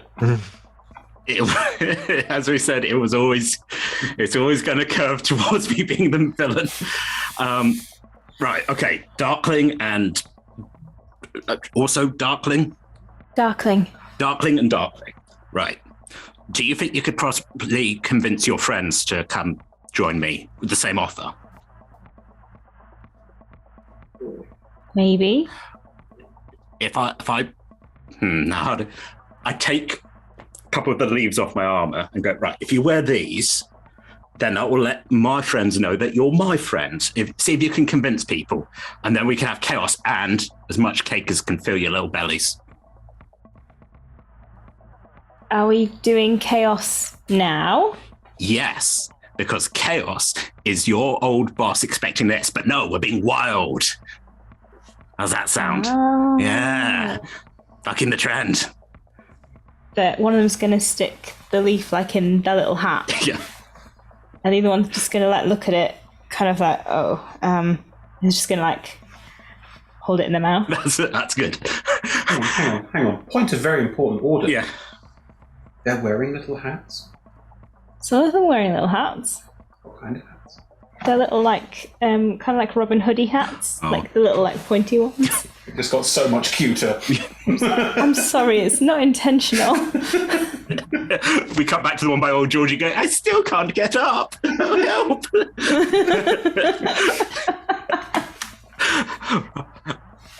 Everyone, these two are on our side. Darklings, I've got a real good opportunity if you want to hear, to cause some real chaos. Come have a chat with me. The two beside you just gonna be like, chaos! Chaos! Chaos! Chaos! Chaos! And cake. And cake. Still don't know what cake is, but sure. Somebody over go, you're gonna love it. Yeah. Yeah. They were nice. All right. That's... Pip, I'm going to say that's your entire turn. No, I'd like to do more. No, I'll just... You've also created a scenario where the cake definitively is not a lie. Exactly. Very impressive. Hope not. Unless you don't provide it, in which case. Yeah, I was going to say, like... You got bags of cake. Yeah. And I think if we went to the town and went, hey, can we provide cake because I saved you guys? You know, yeah. We'll see what happens. You're now just going to be wandering around woods being like, God, I need to find a baker. Need to kidnap a baker. The one who was still on top of Visible Enoch and has merely 1 hit point remaining Oh my god. is going to look around very confused. He's still very confused and is going to try and stab one of the 3 people who's currently within reach, which is still Glendon. Oh, Ooh, that hits. That's a slash to Glendon's arm, and he kind of yelps in a sort of tree-ish way. And what? Okay. yeah, and That's amazing. Do it again. yeah, Yarp. and sort of drops the kind of cash box that he's been holding and pulls his arm into himself. Yeah. Oh, Georgie, is your turn. As your turn starts, Robert is sort of boosted out of the hole by 2 quite strong-looking satyr arms, and shoots his way across the green towards you. Cool. Because I've just realised in my haste to perform my mission, I put my main melee weapon as one of the hobbling items. I noticed that, and It's fine. I didn't query it at the time because I assumed that you knew what you were doing. Oh, I've got plans. Nice thing about being an artificer is whenever you infuse an item, it adds it to your inventory. So I'm imagining that Georgie's kind of rustling around in the bag of holding. It's like, now wait, I've just 1 second. Do you want a job? Are you saying this to the darklings in front of you? To the darklings, yeah. Do you want a job? No, I've already got a job. All right, well, I tried. And I'm going to attempt to retrieve something out of the pouch. Now, this is either, because I seem to keep things on me despite, he's either going to reach for something and it's going to be the mop that Ogden previously used in the Windfall in Waterdeep campaign. Otherwise, it might have to be like a dagger or something that Old Georgie's made, but I feel like the mop would be slightly more confusing for them. So, offered you a job, all right, fine. Mop. And I'm going to slap him around the face. Sure. Can you infuse an item as an action? Or do you just have them? So the mop would not be infused, but it's just that it got added to my inventory and then uninfused. And I don't tidy up. And nor does Old Georgie. Like at some point you were just like, oh, this mop's here, I'll just stash it. Put it in the bag, I'll remember it later. Nope. Oh, I don't need that. Yeah, so I would like to make an attack with my, or rather, Ogden's old quarterstaff, which is going to be 18 to hit. 18 hits. This will be on the one that actually hit me would get the first attack, I think. Yeah. I would definitely be wielding it one-handed at this point, so click that one. 3 points of damage. 3, yeah. And then because I got multi-attack, it would be a kind of slop and then a poke with the other end on the other one who failed to attack me. Not the one on the floor, that one's cute, and will attempt to not kill it. I mean, I'm going to attempt to not kill any of them, but... Ooh, that one's a 19 to hit. Yep, that hits too. 4 points. 4 points damage. No jobs? Right. Like a Benny Hill cartoon. Any bonus actions? Ooh, how far away is Robert? You said bounding towards. You only moved once, so he's about 30 feet. Cool. In that case, Robert would be close enough to be able to. Let's go for the other one that the one that successfully attacked me, rather than the one on the floor. What's Robert going to do, though? Yes. Sean, please tell us. He's going to go for him with a force-empowered rend. Release the balloons. Classic Robert. So that was a 12 plus a 4, 18, 16. Yes, that hits. Almost could not maths. And one. He does indeed rend. Forcefully. And empoweredly. 6, and my steel defenders disappeared, but the plus is +2, so 8 in total. Grand. Yeah, he pulls a bit of this darkling's leg and clothes away. So with the rend, we'll move on to Gertie. I just want to let you know, Chris, that you can pull focus and draw attention as much as you want, but if they can't reach you, it doesn't matter. Yeah, I see the problem. Because they don't have ranged weapon attacks. Yeah, my AC is really low. It's silly to go and dive into combat for no good reason. How many darklings are currently attacking Glendon, Penata, and Enoch? 4. 1 leader and 3 little ones. How healthy do they all look? 2 look really bad. 2 look at full health. Untouched. Okay. I am going to, realising that none of them are attacking me or taking a nose fail, and go, "Oi, you lot! I understand this has nothing to do with the game rules, and this is just Gertie in character. No! Up here! Focus! Woo! Bang, bang, bang, some firing again. Just trying to draw their attention. I know that it won't, but I'd like to do it anyway. So we have... I do the same thing again. So it's a guiding bolt and then the archer radiant shot as well.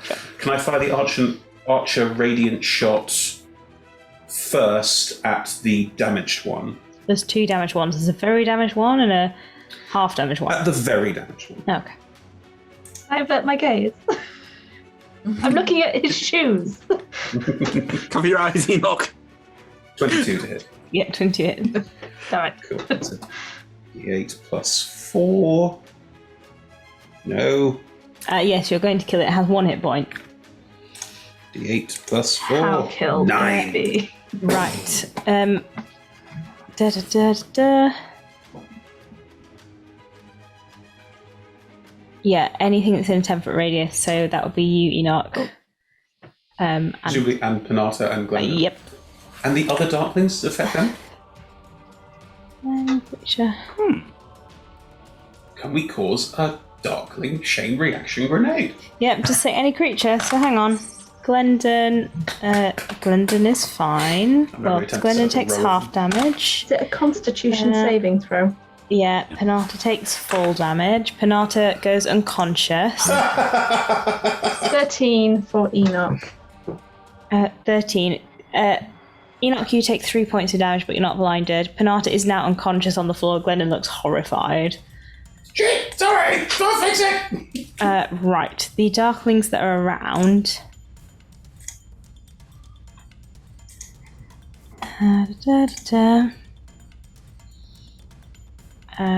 you take 3.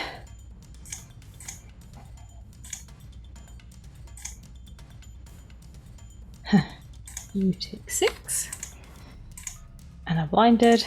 And you take 3. One of the darklings suddenly it's like, huh? But none of them die. I will then use another of my freebie guiding bolts, it's the last one, on the leader figure. It's the first one. That one's dead. Oh, so they're all little ones. Yeah. Fine, fuck it, blast another one. One of the full health ones then, please. None of them have full health anymore because they all take half damage from... The one with the most health. The one that looks Okay. the least fucked. Okay. So you don't cause the downed. Correct. It's only damage from the leader ones. The other ones, it's just a pop of light. Oh, right, cool, okay. That's a 17 to hit. Yes, 17 hits. So that is now a full guiding bolt, so that may actually do damage. No, there's no damage on this one. It's fine. So it's 46. Oh, wow. On 46, I have rolled 5 points of damage. Oh.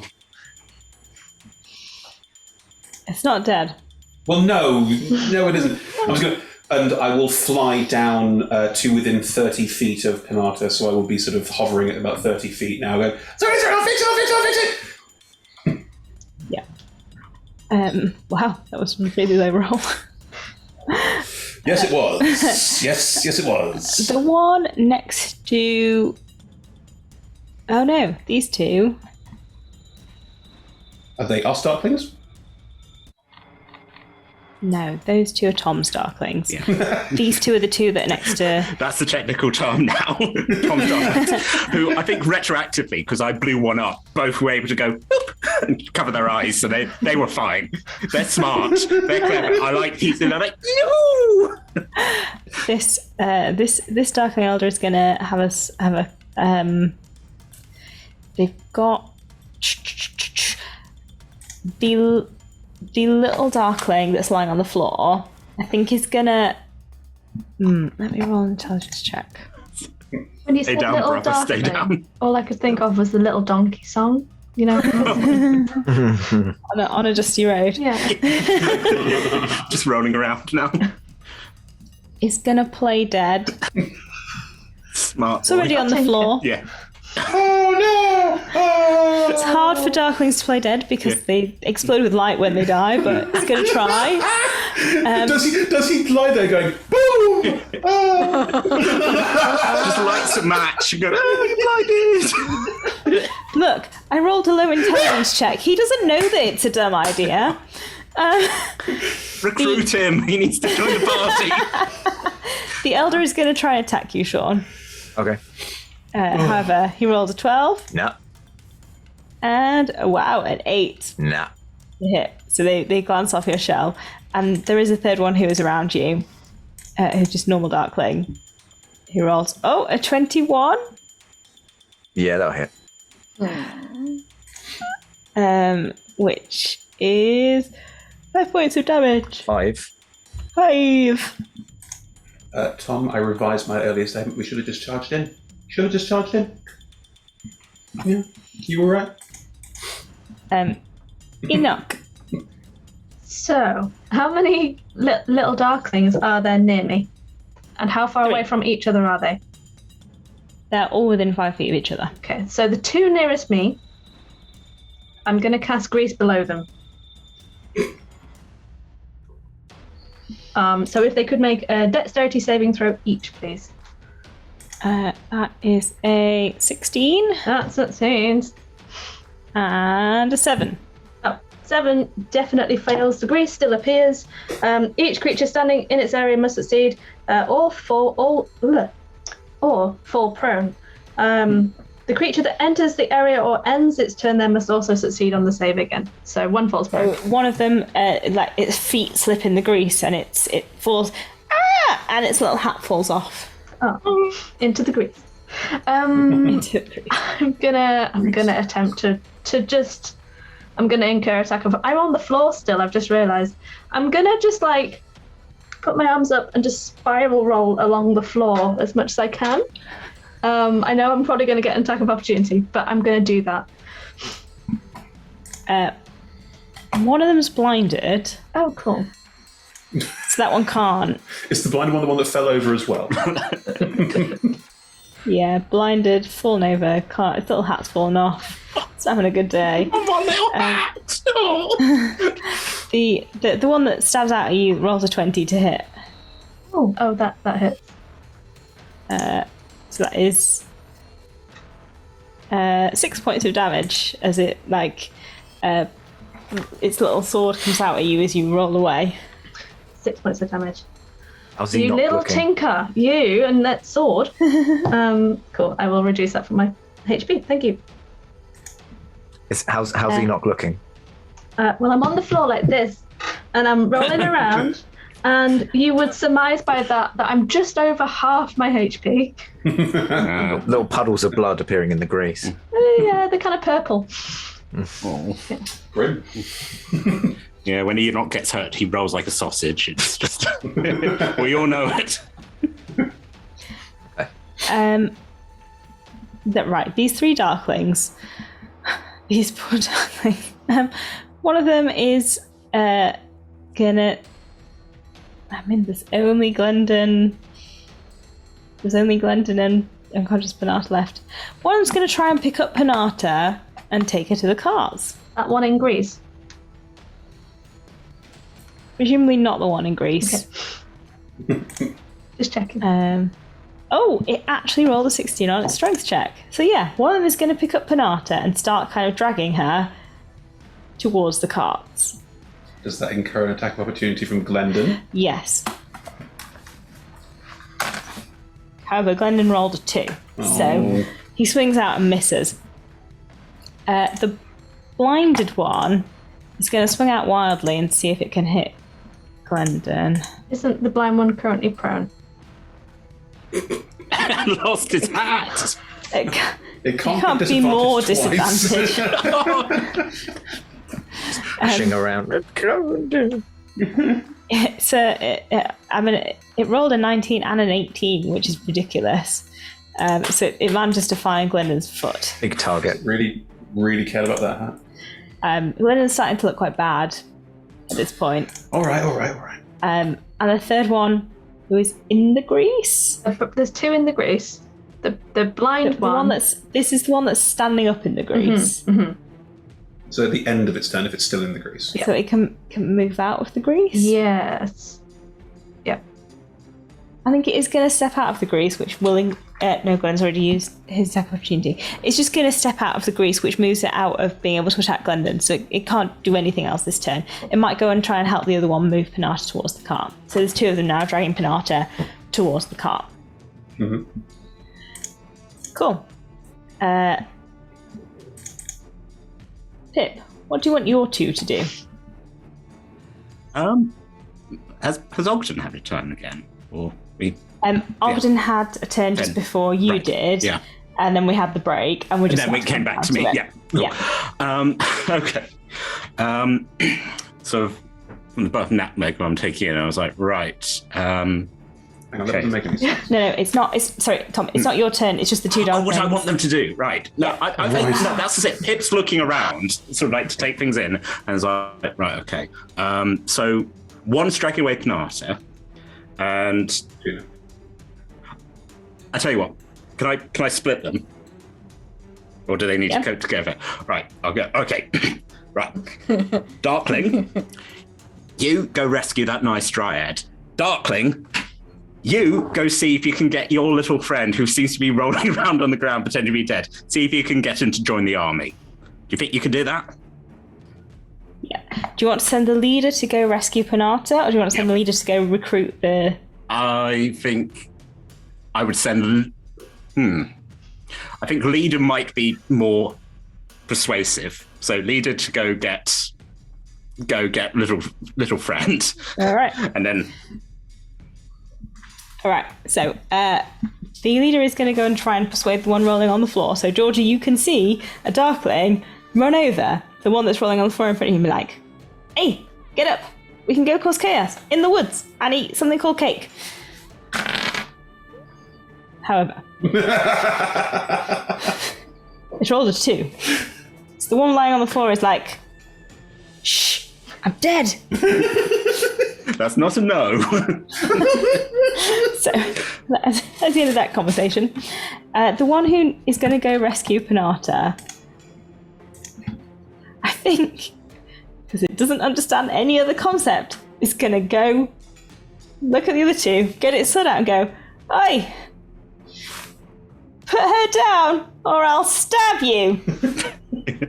We'll come back to that after Ogden's turn. Ogden, you've made your way to the temple. The doors are closed. Open them.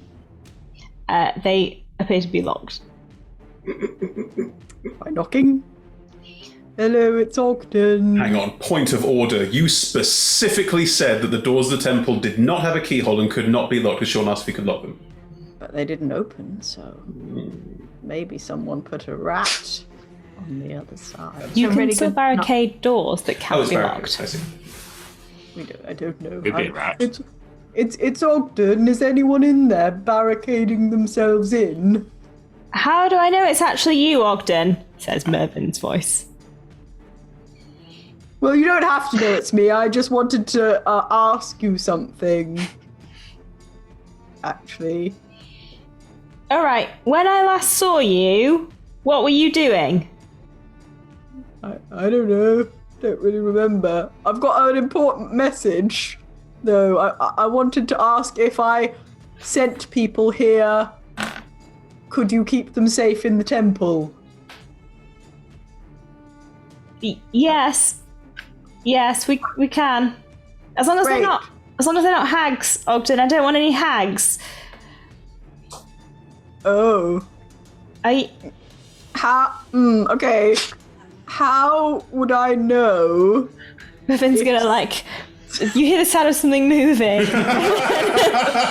She's gonna open the door and be like, okay, it's all right, Ogden. I trust that it's you. It is, but you didn't check. That would have been. Yes. What? That was not.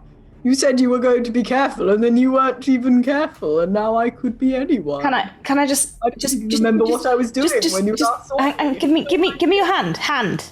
Hold out a hand. All right, fine. It's good. Is it? Well, you're not an illusion, so. Oh, right. I thought you meant I had good hands or something. Do you think I have? They're lovely. Oh, thank you. I have lovely hands. Excellent. What was I saying? Oh, how do you identify hags? Because I was just going to go over to see people, and maybe if the others rescued them, I was going to be like, run to the temple, but... Well, they can come here. First. No, they can come here, but I'm not letting anyone in unless they're definitely who they say they are. So I should just send them here, and then it's sort of you have a system. Well, checking people's hands and things. If you feel them, and they feel like someone, if they feel different to how they look, don't let them in. It's just that we have sort of policies about feeling the audience members, and if you ask someone if you can feel the hand and they say no, then they can't come in. I have to ask them. Okay. I'm the health and safety officer. You can bring them here and I can ask them. I don't mind. But if anyone's like, no, I don't want you to touch me, I'd be really suspicious of them, because then they're probably wearing an illusion. What if they're not wearing an illusion, but they are just a hag? Well, yeah, all right. There might be hags that aren't wearing illusions, but I'm worried about the illusion-wearing hags. Right, okay. Other hags they're are fine. hiding. Obvious hags, fine. No, don't bring any obvious hags here. What would an obvious hag, hypothetically, that I shouldn't bring here look like? Didn't you fight one? If they're made of water and have snakes, don't bring them here. Yeah, all right. If they threaten you, or if they, try and attack you. Audience members sometimes do that. They can get quite antsy if you don't have the right flavour of ice cream in stock. I don't think anyone in the town's going to be antsy about ice cream. Okay, right. Feel people's hands. See if they threaten me. Bring them to the temple for safekeeping. Don't worry, you can count on us. We're being heroic. Songs will be told. Sung. We should have a password so that when you come back, I know that it's definitely you. Right, but I don't have to tell everyone the password, because we've done the hand thing instead of the password. Well, you're bringing people here, aren't you? So you would know the password. I might just send them, though. I might just be like, go while I tell other people. That would be more efficient. Oh, that doesn't seem as useful then. I want a password anyway, though. Okay. What should the password be? Something mysterious and secret, like a phrase, like the rain is in the clock on Tuesday. All right, the rain is in the clock on Tuesday. Okay. This is great. That'll be in the song too. What rhymes with Tuesday? Wednesday. Shuts the door. What's in the clock on Wednesday, though? Sadness. Rocks. Decay. Regret. This clock is full of regrets. Thank you. You can see as the doors like close again, you can hear this thing being pushed back into place, whatever the heavy thing is behind the door. You can see across the road at the hypnotic mushroom, you can see a large fungal person being like bustled out of the door, and like a little Desperate to get these quickling. people in, aren't you? Hey, look, I made them. Running around their feet, looking quite panicked as darklings like move them out of the. Wait, what's the little one? Also a fungus. No, it's quickling. It's like just a tiny person, like really fast. Oh, I shall run over towards them. Grand. Pip, are you going on a recruitment drive? I think I might.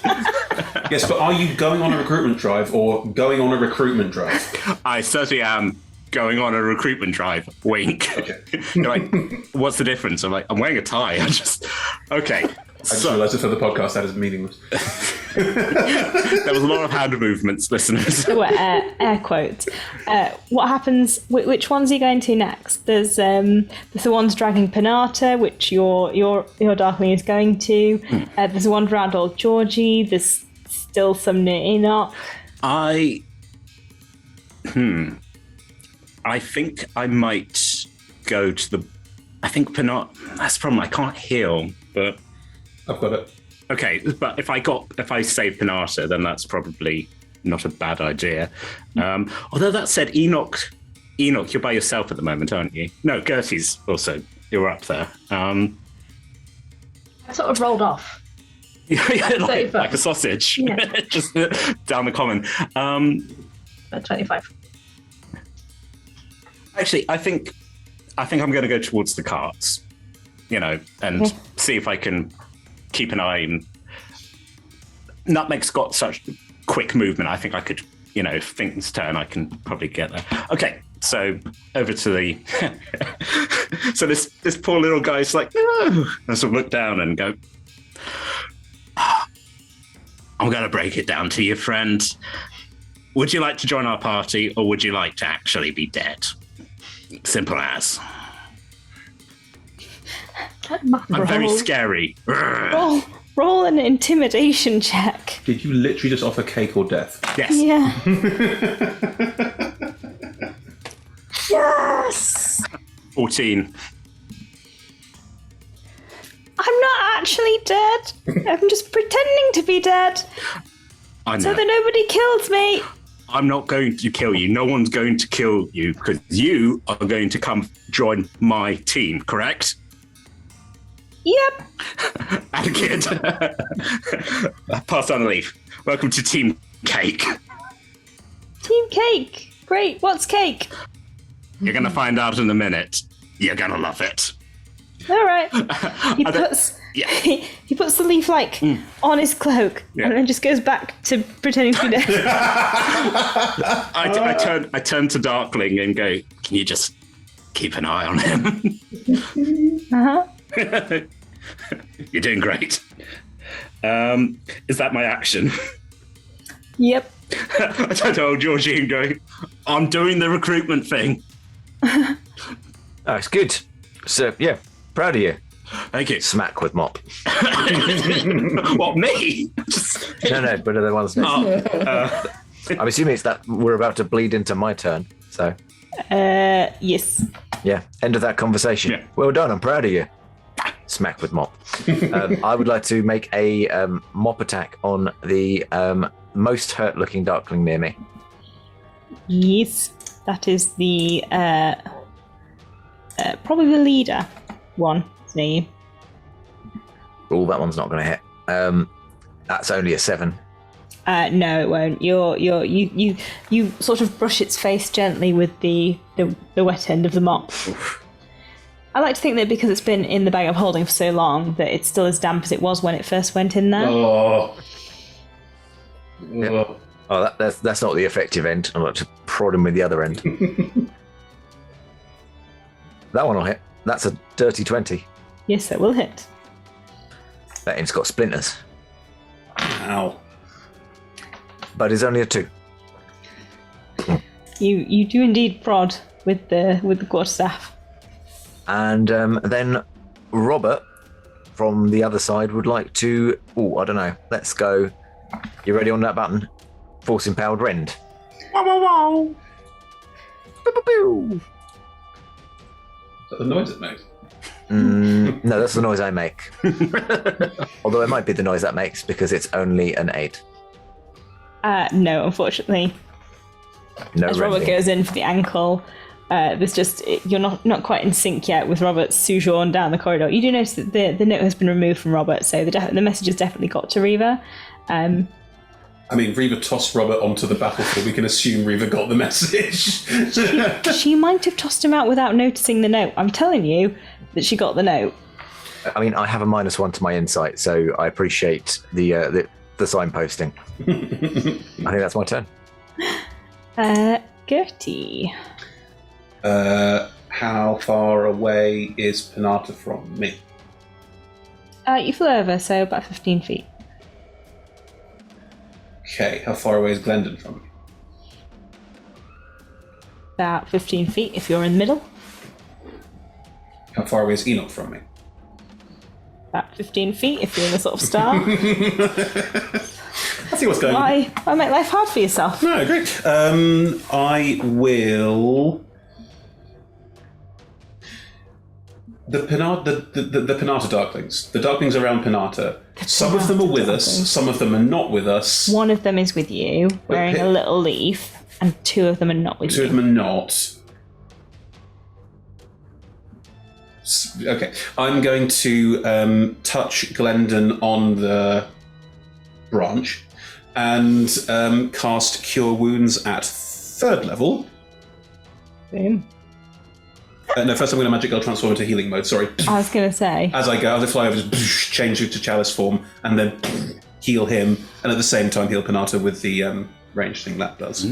Okay. So Glendon gets 19 hit points back. Oh, wow. Penata, who I assume has fewer hit points, gets... where is it? Where is it?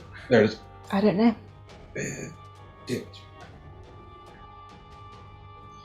I'm also now finally at the right height to use other stuff. So I'm saving that. Right, D8 plus 4.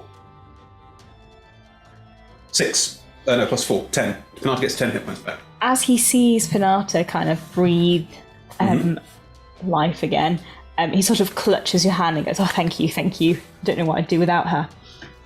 No. Sorry about that. I'm just trying to stop this. Do you know what's going on now? Are you more on board with the whole "there's Darklings in the village" kind of nonsense? I mean, I can obviously see that there's Darklings here. No one said there were Darklings here before. They're trying to trap you here. You need to get everyone coming out with pitchforks and, I don't know, other stuff. I mean, I don't need pitchforks. I've got branches. No, but everyone else. Well, they're all here. And Right. as you look round, lots of people have been kind of herded in. They're being herded in. By more Darklings, though. Yeah. What are they going to do? Where are they going to get their pitchforks from, Chris? Brendan's Goods probably has. I've still got a conversation. I turned to Glendon. Have you got a copious supply of pitchforks? Well, yeah, we're a goods store in a farming village. Can you go grab some pitchforks and start giving them to everyone and fight him back? Fight for your village! Fight for Dusk Falls! Sure. Okay, I hadn't considered it, but alright. It's only 50 feet, so I'll buzz back towards where Penata is and say, "Don't worry, I'll protect you, lady friend!" He'll head into the shop and start gathering his supplies. the darklings next to you, Sean, are gonna attack. Since that's a 23 hit. Can I, on the next hit, this one obviously hits, but on the next one I'll use the reaction, Robert's reaction for disadvantage. Sure. That is, in that case, that is a natural one. Yes. So the first one was a 6 points of damage, and the second one, again, just like goes in to hit you and just like goes completely wild to the side. Wide. Wrong The way. shot goes wild. Crowd goes wild. Sean, do you have something about having allies near you? Was that a shield thing? I Because you do. swapped shields, didn't you? I mean, that was kind of for flavour. Yeah, but, you swapped back, yeah. with my pariah shield, I get +1 for every 2 allies. I didn't know whether Robert counts. I think You've got we Robert. determined. You've got me, and then you've got some darklings here, so that might... 2 darklings. 2 darklings. So your AC is now +2 2. on top of it. Oh, Yeah, I God. mean, as long as the shield doesn't have trust issues. Do you trust him? I trust him. I'm going to implicitly trust him because Pip trusts him.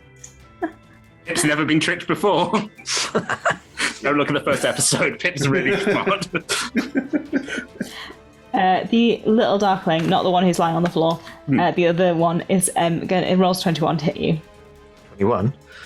With my new +2, that hits because it meets. However, it's only 4 points of damage. So, I'll take that. Enoch, you are currently being a sausage roll. So I'm going to stand up. Shame. We'll lose that on our sausage roll emojis in chat. I'll go back down again.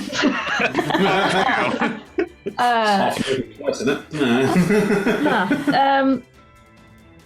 So, from our previous battles with these things, do I know of the effects of what happens when all of these things die? Is it always damage related? The reason why I'm asking is, can I attack the ones that are holding Pinata without Pinata receiving damage? Yes. They're only little ones, they're not the leader ones. Okay. So they will pop. Like they let off a little light pop. Which is blinding, but But it blinds, it doesn't do damage. Great. So hang on. So the leaders aren't the ones wearing the hats, It's a bit of a smattering. and they're always the same hat. Is it a I've learned snood? one method for making hats. I wonder if the hat has some kind of strange significance we're not aware of. It does not. Just telling you now, you paranoid. I'm not convinced. Do they want pickles? They seem like they do want pickles. Pickles Are the same colour as pickles. So, still sausage rolling it on the floor, what I'm going to do is use my Heartweaver's Primer to, when I cast an enchantment spell, I'm hoping that includes cantrips. I'm going to expend one of those charges, that's all of the charges used, to fire a Mind Spike at one of the ones holding Pinata. That's fun to say, Pinata. So if it could make a saving throw of some variety, 1 second, let me check things. Which At of the ones? disadvantage. Huh? Which one? Does any look more hurt than the other one? One looks bad. Is one wearing a hat? It's not the one that's wearing the hat. The one that's wearing the hat has retrieved the hat from the grease. I'll go for the one that doesn't look as bad in that case, because it's got a disadvantage on its roll. The hat one. You want the hat one? Yeah, please. And if it could Good. make Yeah, go for the hat ones. It's definitely something going on. an intelligence saving throw at disadvantage, please. Sure. It rolls a. Oh boy. If I said Mind Spike, I meant Mind Sliver, sorry. Yeah. I rolled a 17 natural 20. So I rolled a 17. Something about those hats. Yeah, the hat clears it. Okay, that doesn't work. That's fine. Fuck hat. I will That's just the equivalent of tinfoil. on the floor. I will glare at the one with the hat, and then just keep on rolling. Still glaring, not taking my gaze away. There's a slight hill. It makes eye contact with you. Yeah, you. They saw You and the het. you rolling, and they're hating. Right. The two who are with Panata are gonna keep dragging her towards the cart. She's awake, but they're just gonna keep moving her. The hat one. What about my darkling? Is he not going to stop them? Oh, they're gonna get in a darkling on darkling fight. I guess he will attack them, and they will attack him. Good. Darkling v Darkling. So he rolls a 9, Darkling. which doesn't do it. They roll a 7, and I'm just flailing at each other. a 19. So Oh. he takes 6 points of damage. He doesn't look good. He's still up though. And then they move, and he can take an attack opportunity against one of them. Hang on. Yes. No, it's fine. Which is a 8. So they move. He's swinging, and he's just missing. You did your best. He did not do his best. He did not do his best. He tried though. Enoch, the one who you're making awkward eye contact with as you roll away, is going to come after you. How far away am I? Because I must have rolled at least 50 foot at this point. He's going to dash, so he's now next to you. He Hello. cannot attack you, but he's going to be like standing over you, staring down at you awkwardly, which is weird because he's only 3 foot tall. Hello. So there are 2 darklings dragging Panata towards the cart, and there's another 1 darkling that's with Enoch right now. Yeah, and then there's Tom's Darkling, which is behind the 2 Darklings driving Panata. And how many darklings are around Georgie and Pip right now? Two attacking Georgie, Right. 1 lying on the floor pretending to be dead who's on your side, and 1 standing with the one who's pretending to be dead who's also on your side.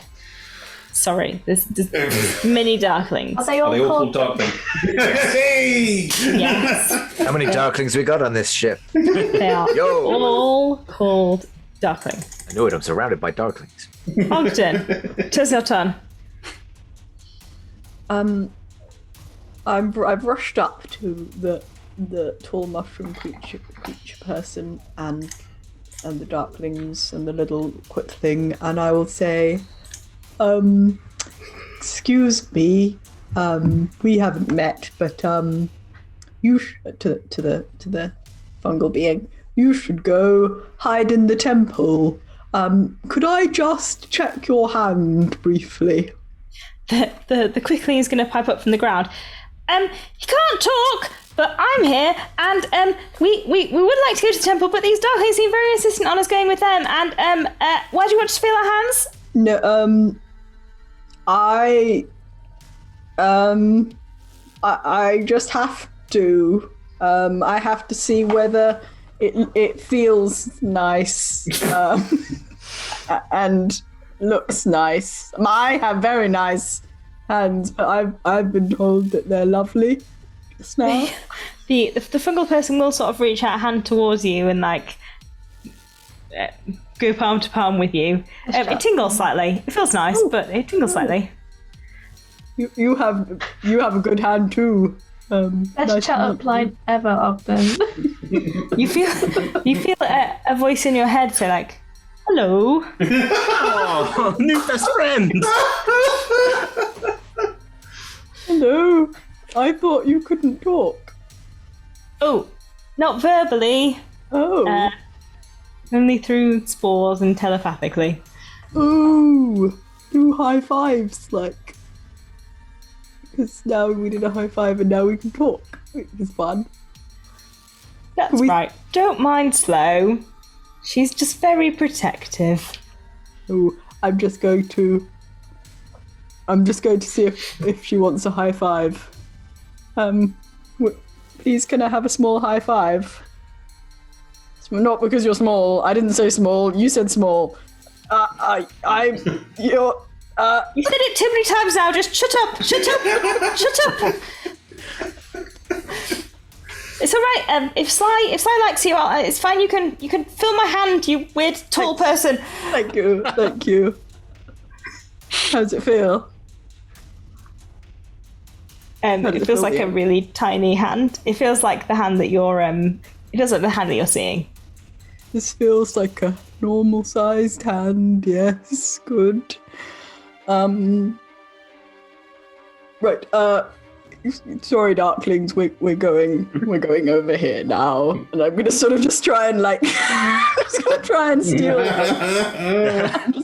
your mind now. You can't go. You need to come see. You need to come see our boss. Oh, he's very scary. I'm actually looking forward to that quite a lot. But just one second, I'm going to sort of try and get between them and the people, so usher the people away, and they won't get stabbed. You can sort of usher them away. You'll probably take a couple of opportunity attacks as you go. Will they or will I? If you put yourself between them, you will. Then okay, good. Yes, okay, I'll do that then. Yeah. Let me just roll. That is a 19 to hit. Oh, I think that hits. Oh, and another 19 to hit. 2 19s. That hits too. Gosh. That is 9 points of damage 12 points of damage in total. Ouch. I'm kind of sad about this.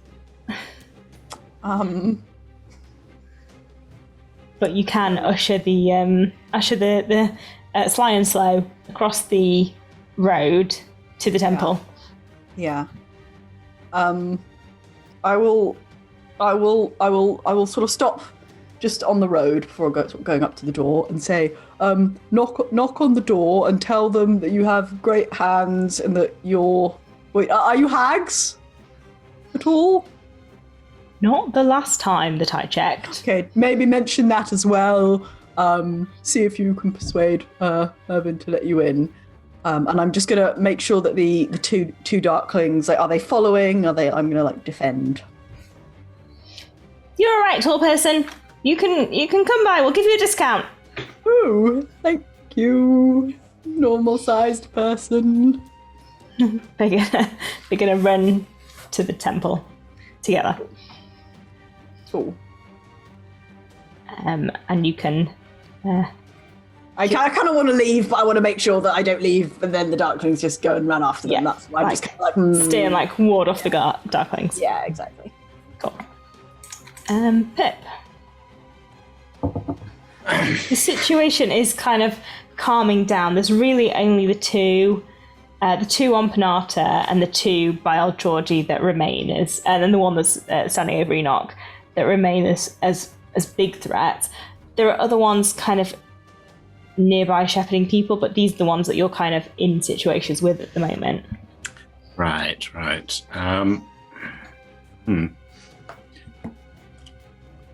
So, Georgie, so there's no one. I'm just trying to work out where everyone is, sort of near. So you're currently with Old Georgie in a cluster with two aggressive ones. Slightly further away is Panata with two aggressive ones. Enoch is near that with one aggressive one, and then Ogden is quite a long way away up the road. Yeah. Sort of look over and go, do you think you've got this, Old Georgie? Yeah, of course. Do what you got to do. You're a good man. I'm going to go save a dryad. Charging towards. And I'll go, Darkling, get out of the way. I'm coming to save you. Also the dryad. I'm going to say the Darkling sort of freezes in place because you're charging at them with an elk, so you're going to have to, agility course, round them. Yeah. Gertie, where are you at the moment? Because you're kind of flying around. You're near Panata. No, you're near Glendon. I'm in the middle between all three of them. I'm 50 feet away from all of them.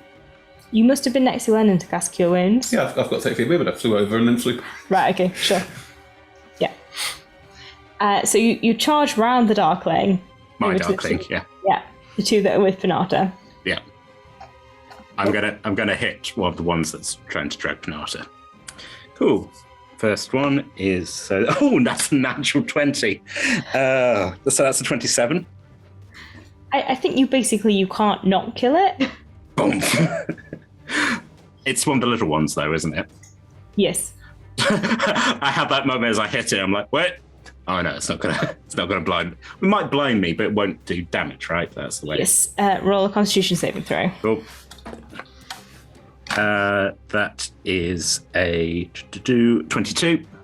You are fine. Penata is blinded.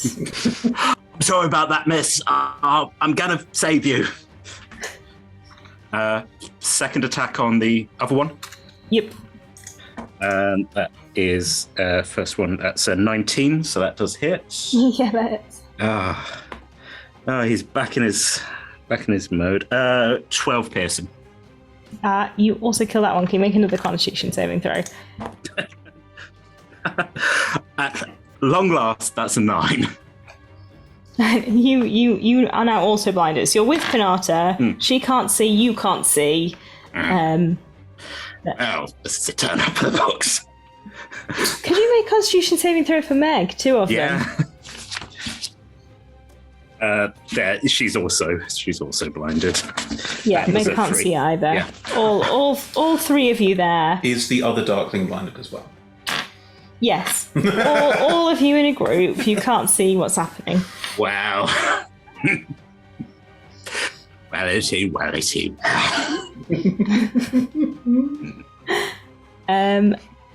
Old Georgie, there's really only these 2 in front of you. Okay.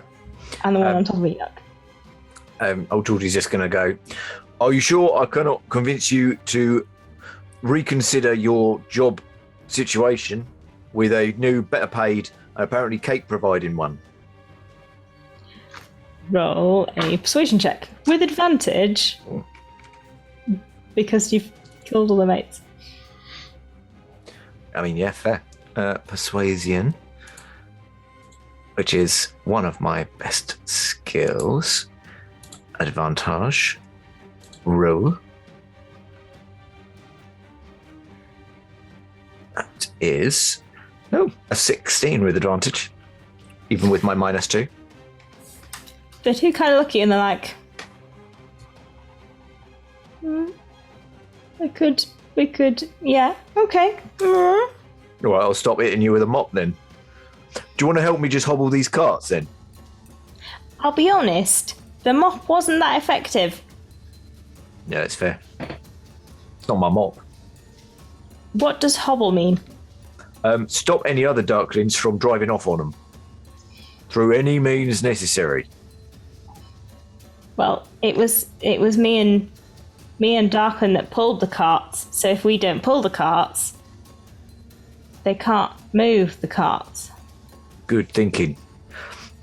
And just make sure that nobody else decides that they've got the skill set to do that same thing.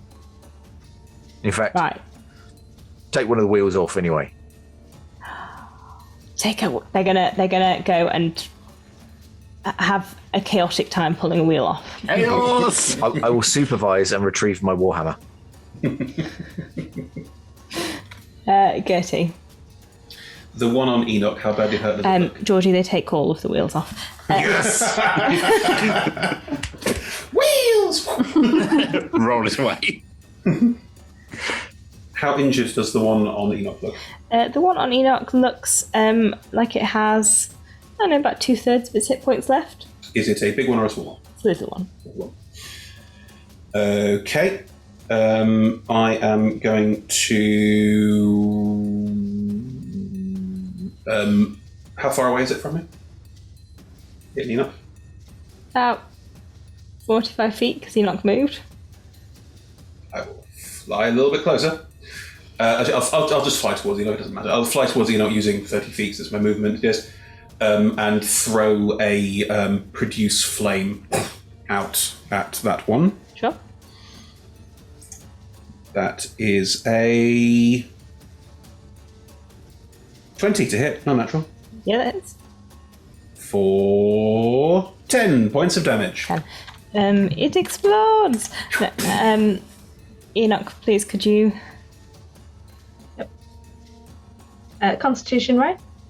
Yes, please. 11. You're fine. Oh. It pops in your face with a blinding flash of light, but you Can I retrieve the hat?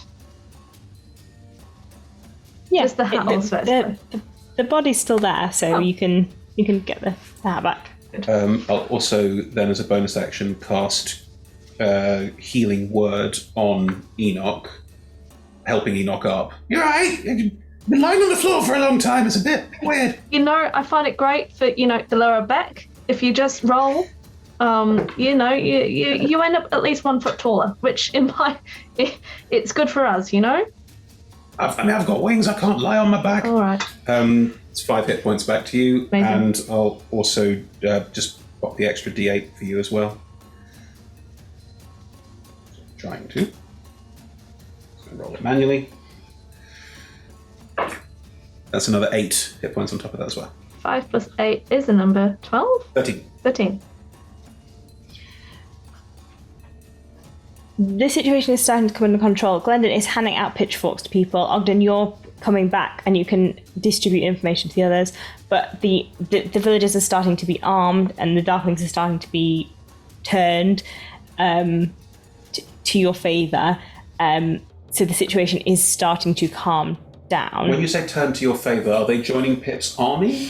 Or are they running away? Or are they being stabbed and exploding? Bit of a mixture of both. Or bit of a mixture of all three. Oh. You gain a few more. You don't gain like a massive army of darkling followers.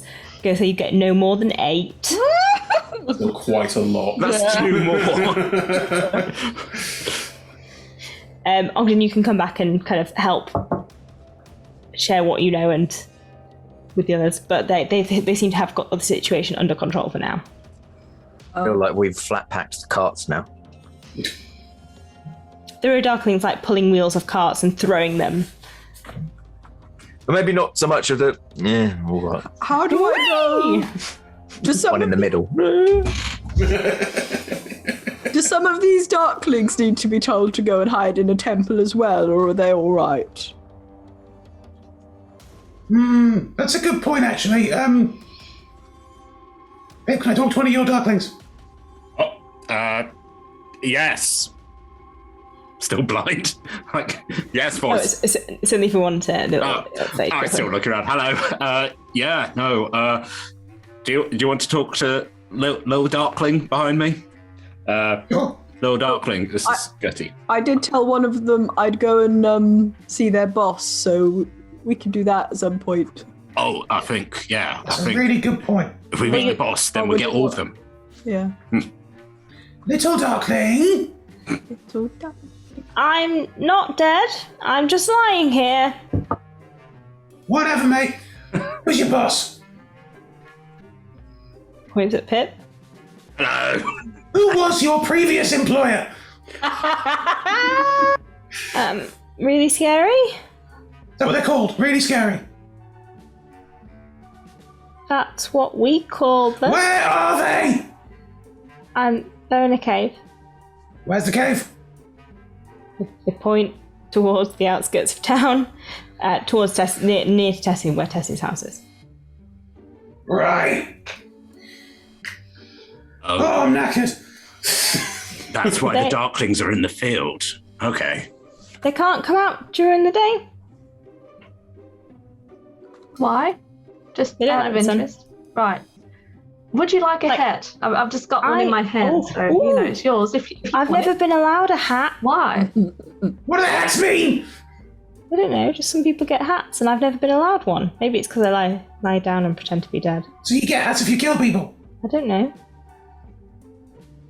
The ones with the hats are the ones to fear most.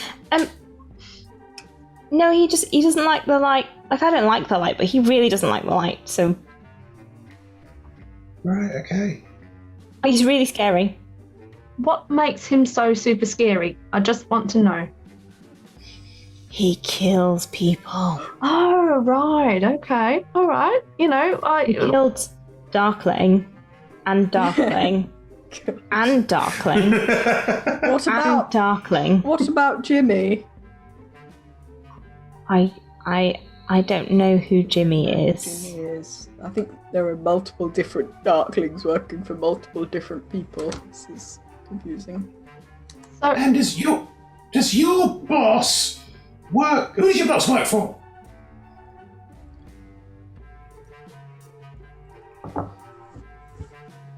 Why are you moving tomatoes around the village? Like, who's the pink paper person? Who's the pink lady? come on, Darkling. You can tell us. Have you ever seen any notes written on pink paper? I've seen pink paper that somebody wants the tomatoes, so we move the tomatoes. We ambush. It's really good fun. When the people come with the tomatoes to the edge of town, we stop them.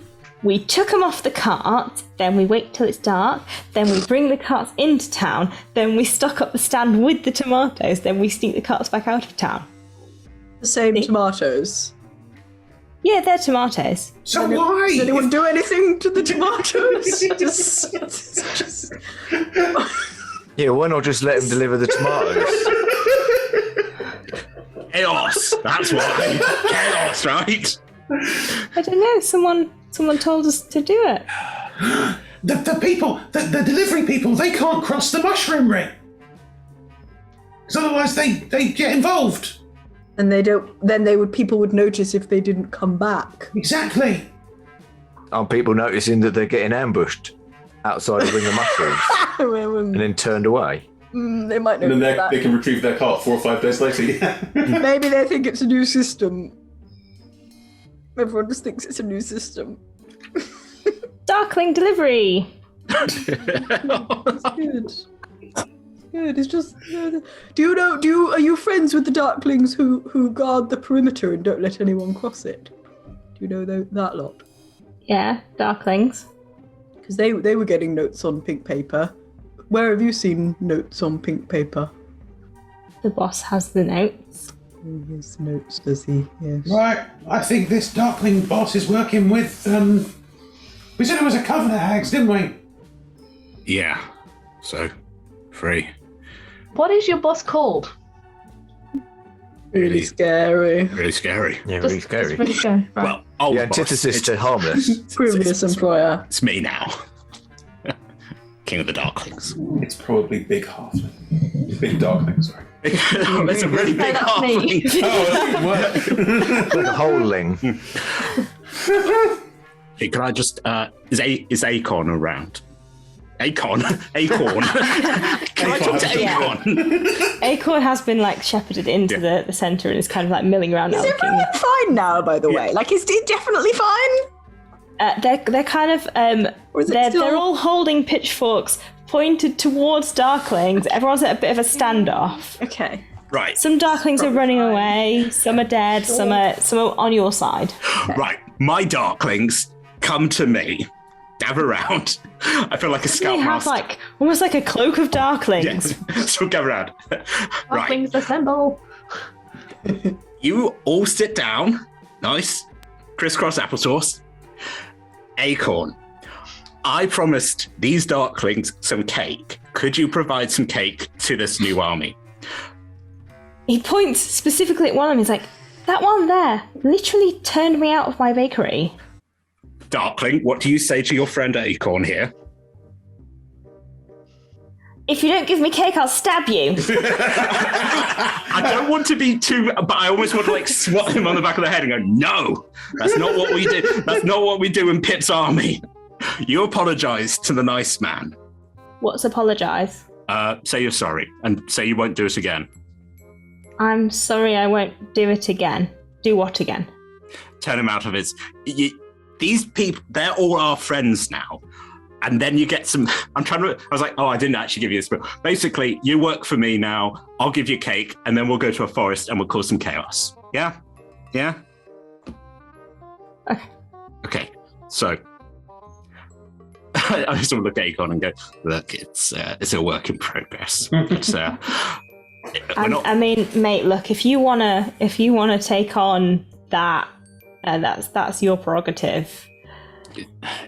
It seems to be my fate. I guess I'm not. I guess I'm not working in theatre. I guess I'm now the dad to 8 rambunctious darklings. Sitcom coming this fall. Kids have killed many an acting career. You're not the first nor the last. Acorn will go and I think he's going to gather some of the bits that they've disturbed, all the bits that he's knocked on the floor. Not an issue. They do not deserve good cake at the moment. Floor cake. They deserve floor cake. I was going to say, do they like the cake or? I don't think they've ever had good food before. So when they're presented with good food, they're gonna they get little the anime round eyes, and they're gonna start shoving it in their faces as fast as they can. Are you gonna start shepherding people towards the sanctum? Right, let's just think this through. Because making a plan was so useful last time. We're gonna go and deal with very scary. Very scary. It seems like we've got an army of darklings. Surely we could, get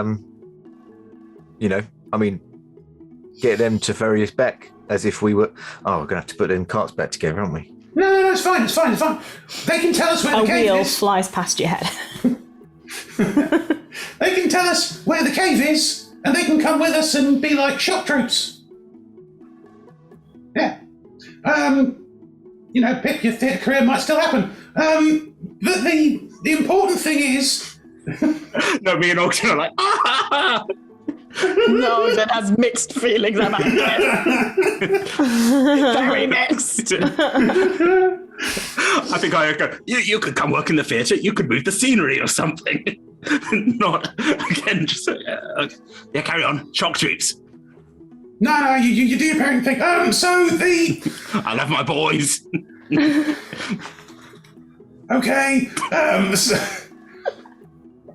but there's lots of darklings here who are either running away, presumably back to the cave, which is bad, or not, I don't know.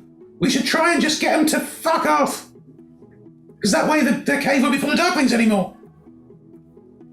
Oi, darkling! I pick one of Pip's random darklings. I'm not dead. Yeah, you'll do. Where are your darkling friends going to go if they run away? Back to the cave. Thought so. Right. They won't be dead, though. Yup. It's not the brightest penny, this one. It's a pat him on the back. I'm going to fly slightly higher and just shout at all the remaining halflings.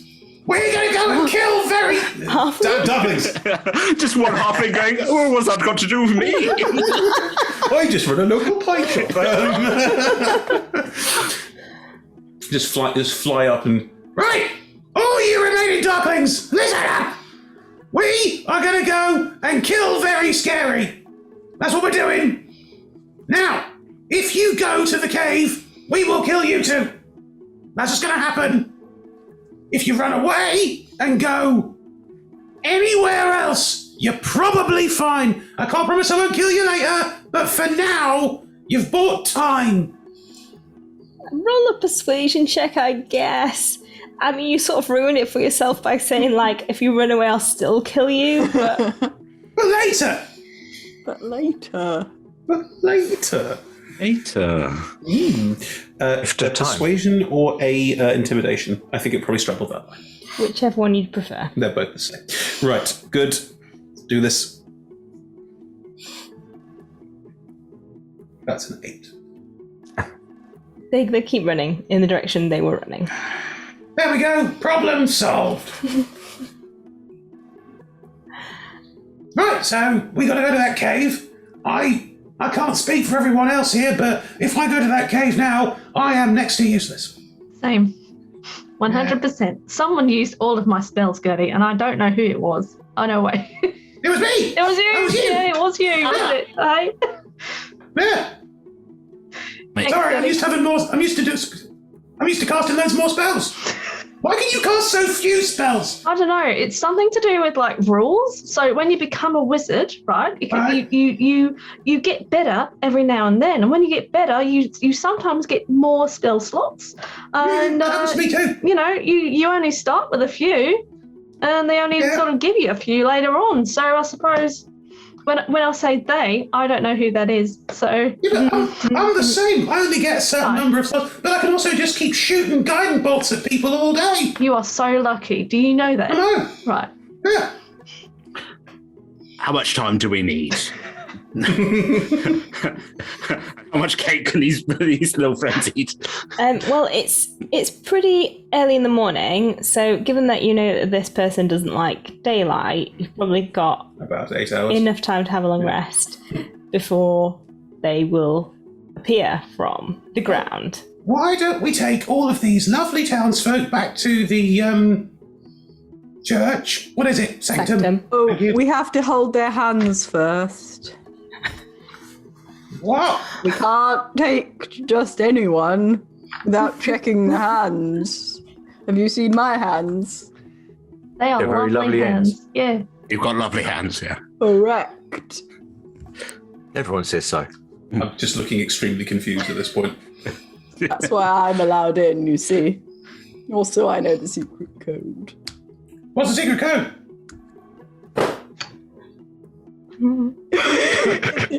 it's oh, I've forgotten. It's rain, and the rain was in the clock. The rain falls in the clock. The rain is in. Rain's in the. When the rain's in the.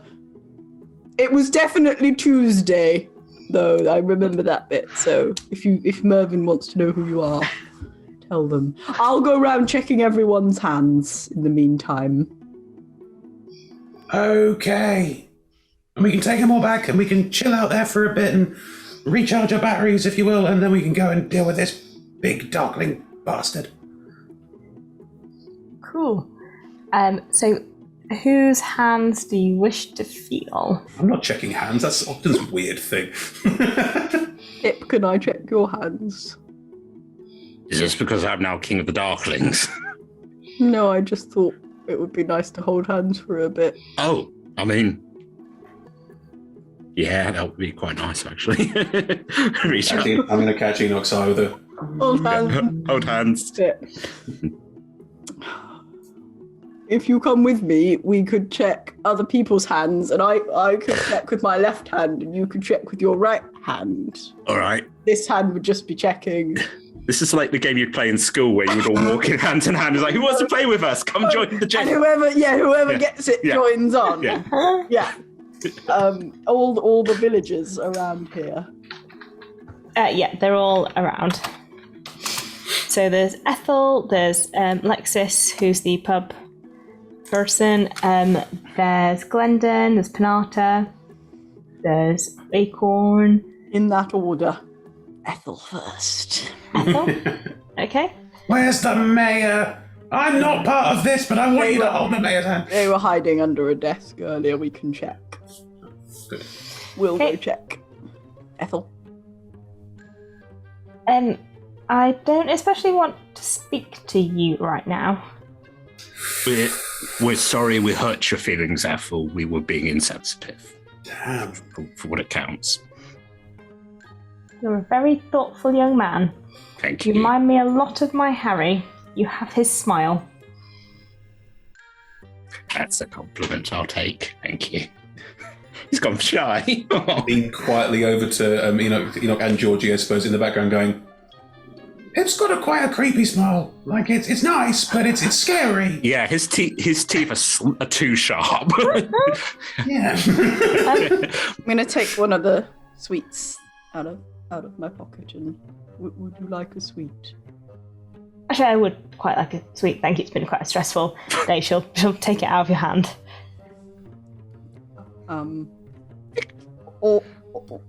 Well, I need to feel it more than that. That wasn't. Can I just sort of hold it a bit? May I hold your hand, please? See, it's me and Pip, and you can let go afterwards. You don't have to join our gang. She gives kind of an exasperated sigh and like puts her hand holding the sweet in your hand. Roll and That's going to be a perception gift. check. I'm just going to give it a little squeeze. This is why Ogden isn't allowed to feel the audience, you know? That's persuasion. Because you'll cup 'em? Like... Okay, well, it's 8. It feels like what you see. Okay, thank you. Is it an investigation roll? Perception. Perception. Okay. Lexus. During Oh, I this time, can I work out what Ogden is doing and why? Would it be something that I would perhaps understand Oh, you're very smart. the reason as to why? Like, Yeah, if someone is wearing an illusion, you can see if it. do I just let Ogden go and cut people, or do I go and help? You say that out loud? Entirely up to you. Yeah, I'm going to say that out loud.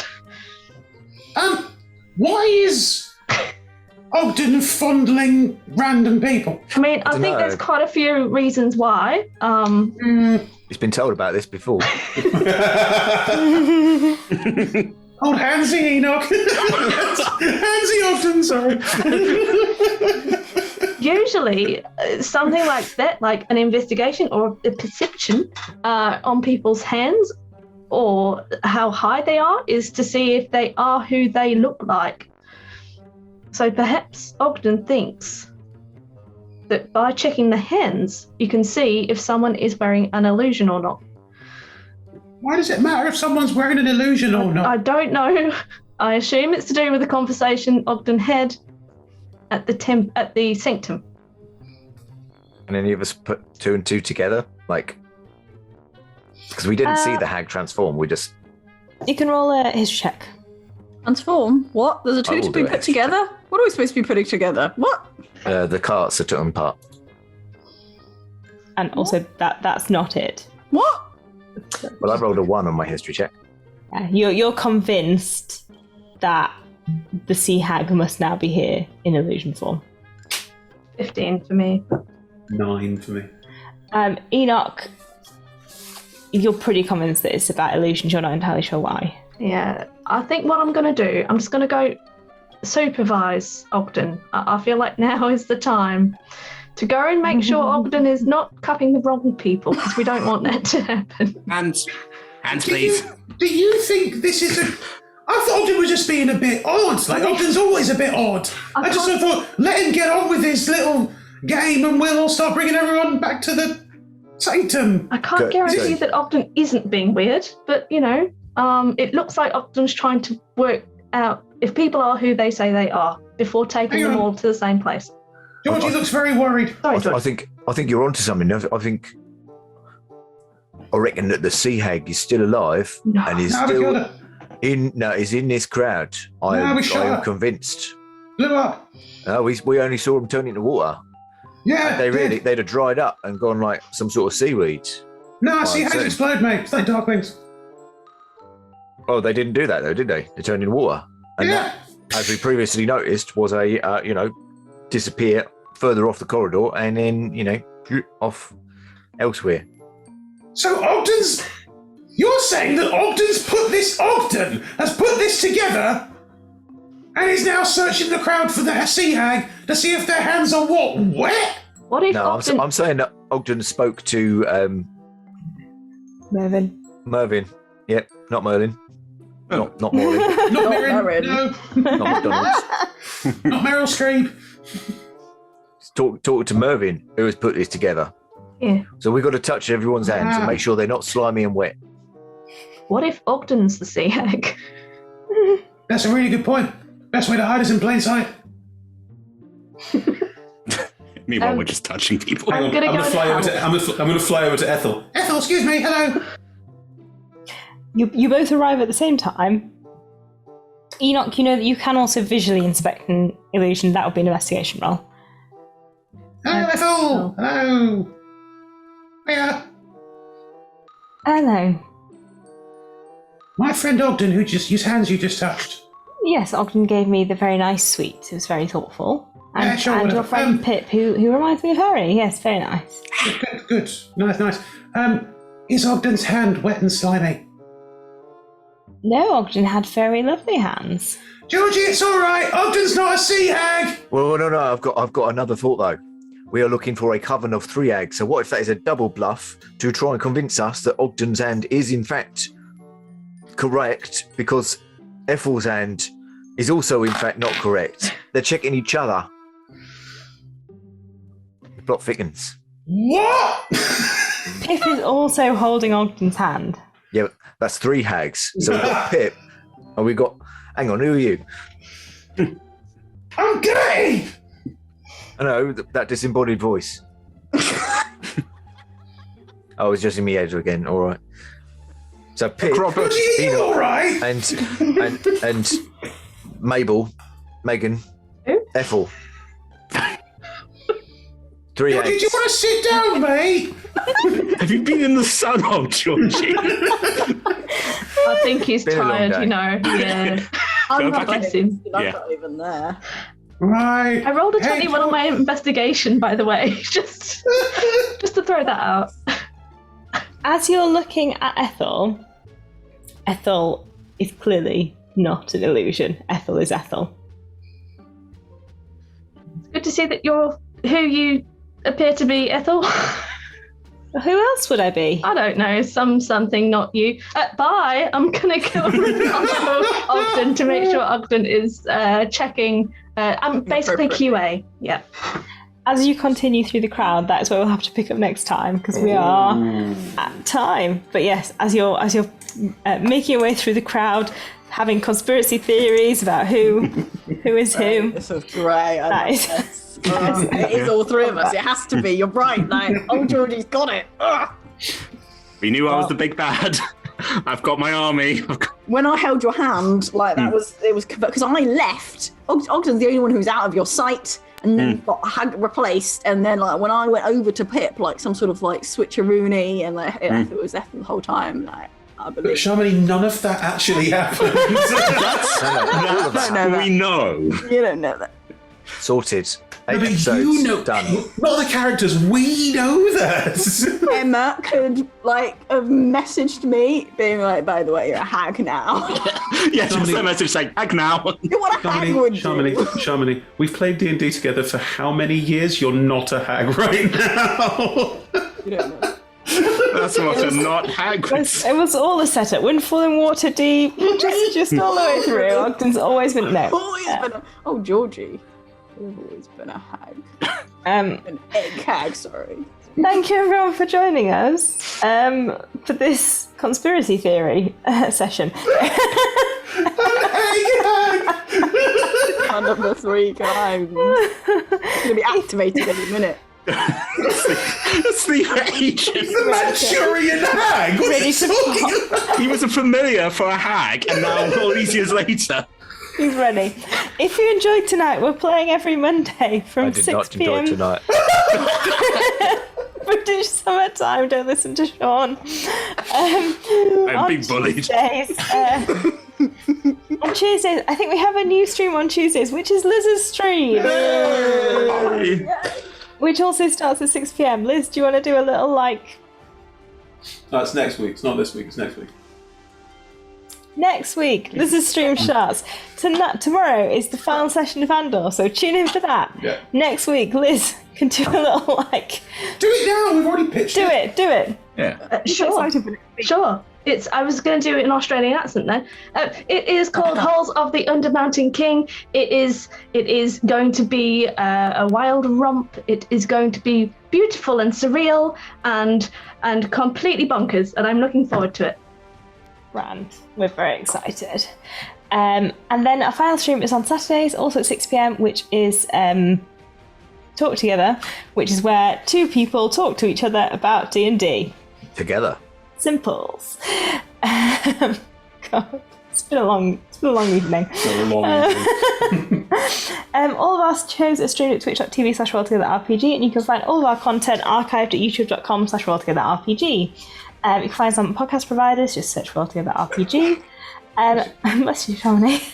Massive thank you to our D20 Club on Patreon. If you're interested, there'll be a link in chat now. And once again, big thank you to our sponsors, Hero Forge, Ultra Pro, Elderwood Academy, and our supporters D&D Beyond, our Champions of Forgotten Realms, Warriors of Waterdeep, and Level Up Dice. Join us on social media as Roll Together RPG. Thank you everyone for joining us tonight, and we will see you next week. Bye!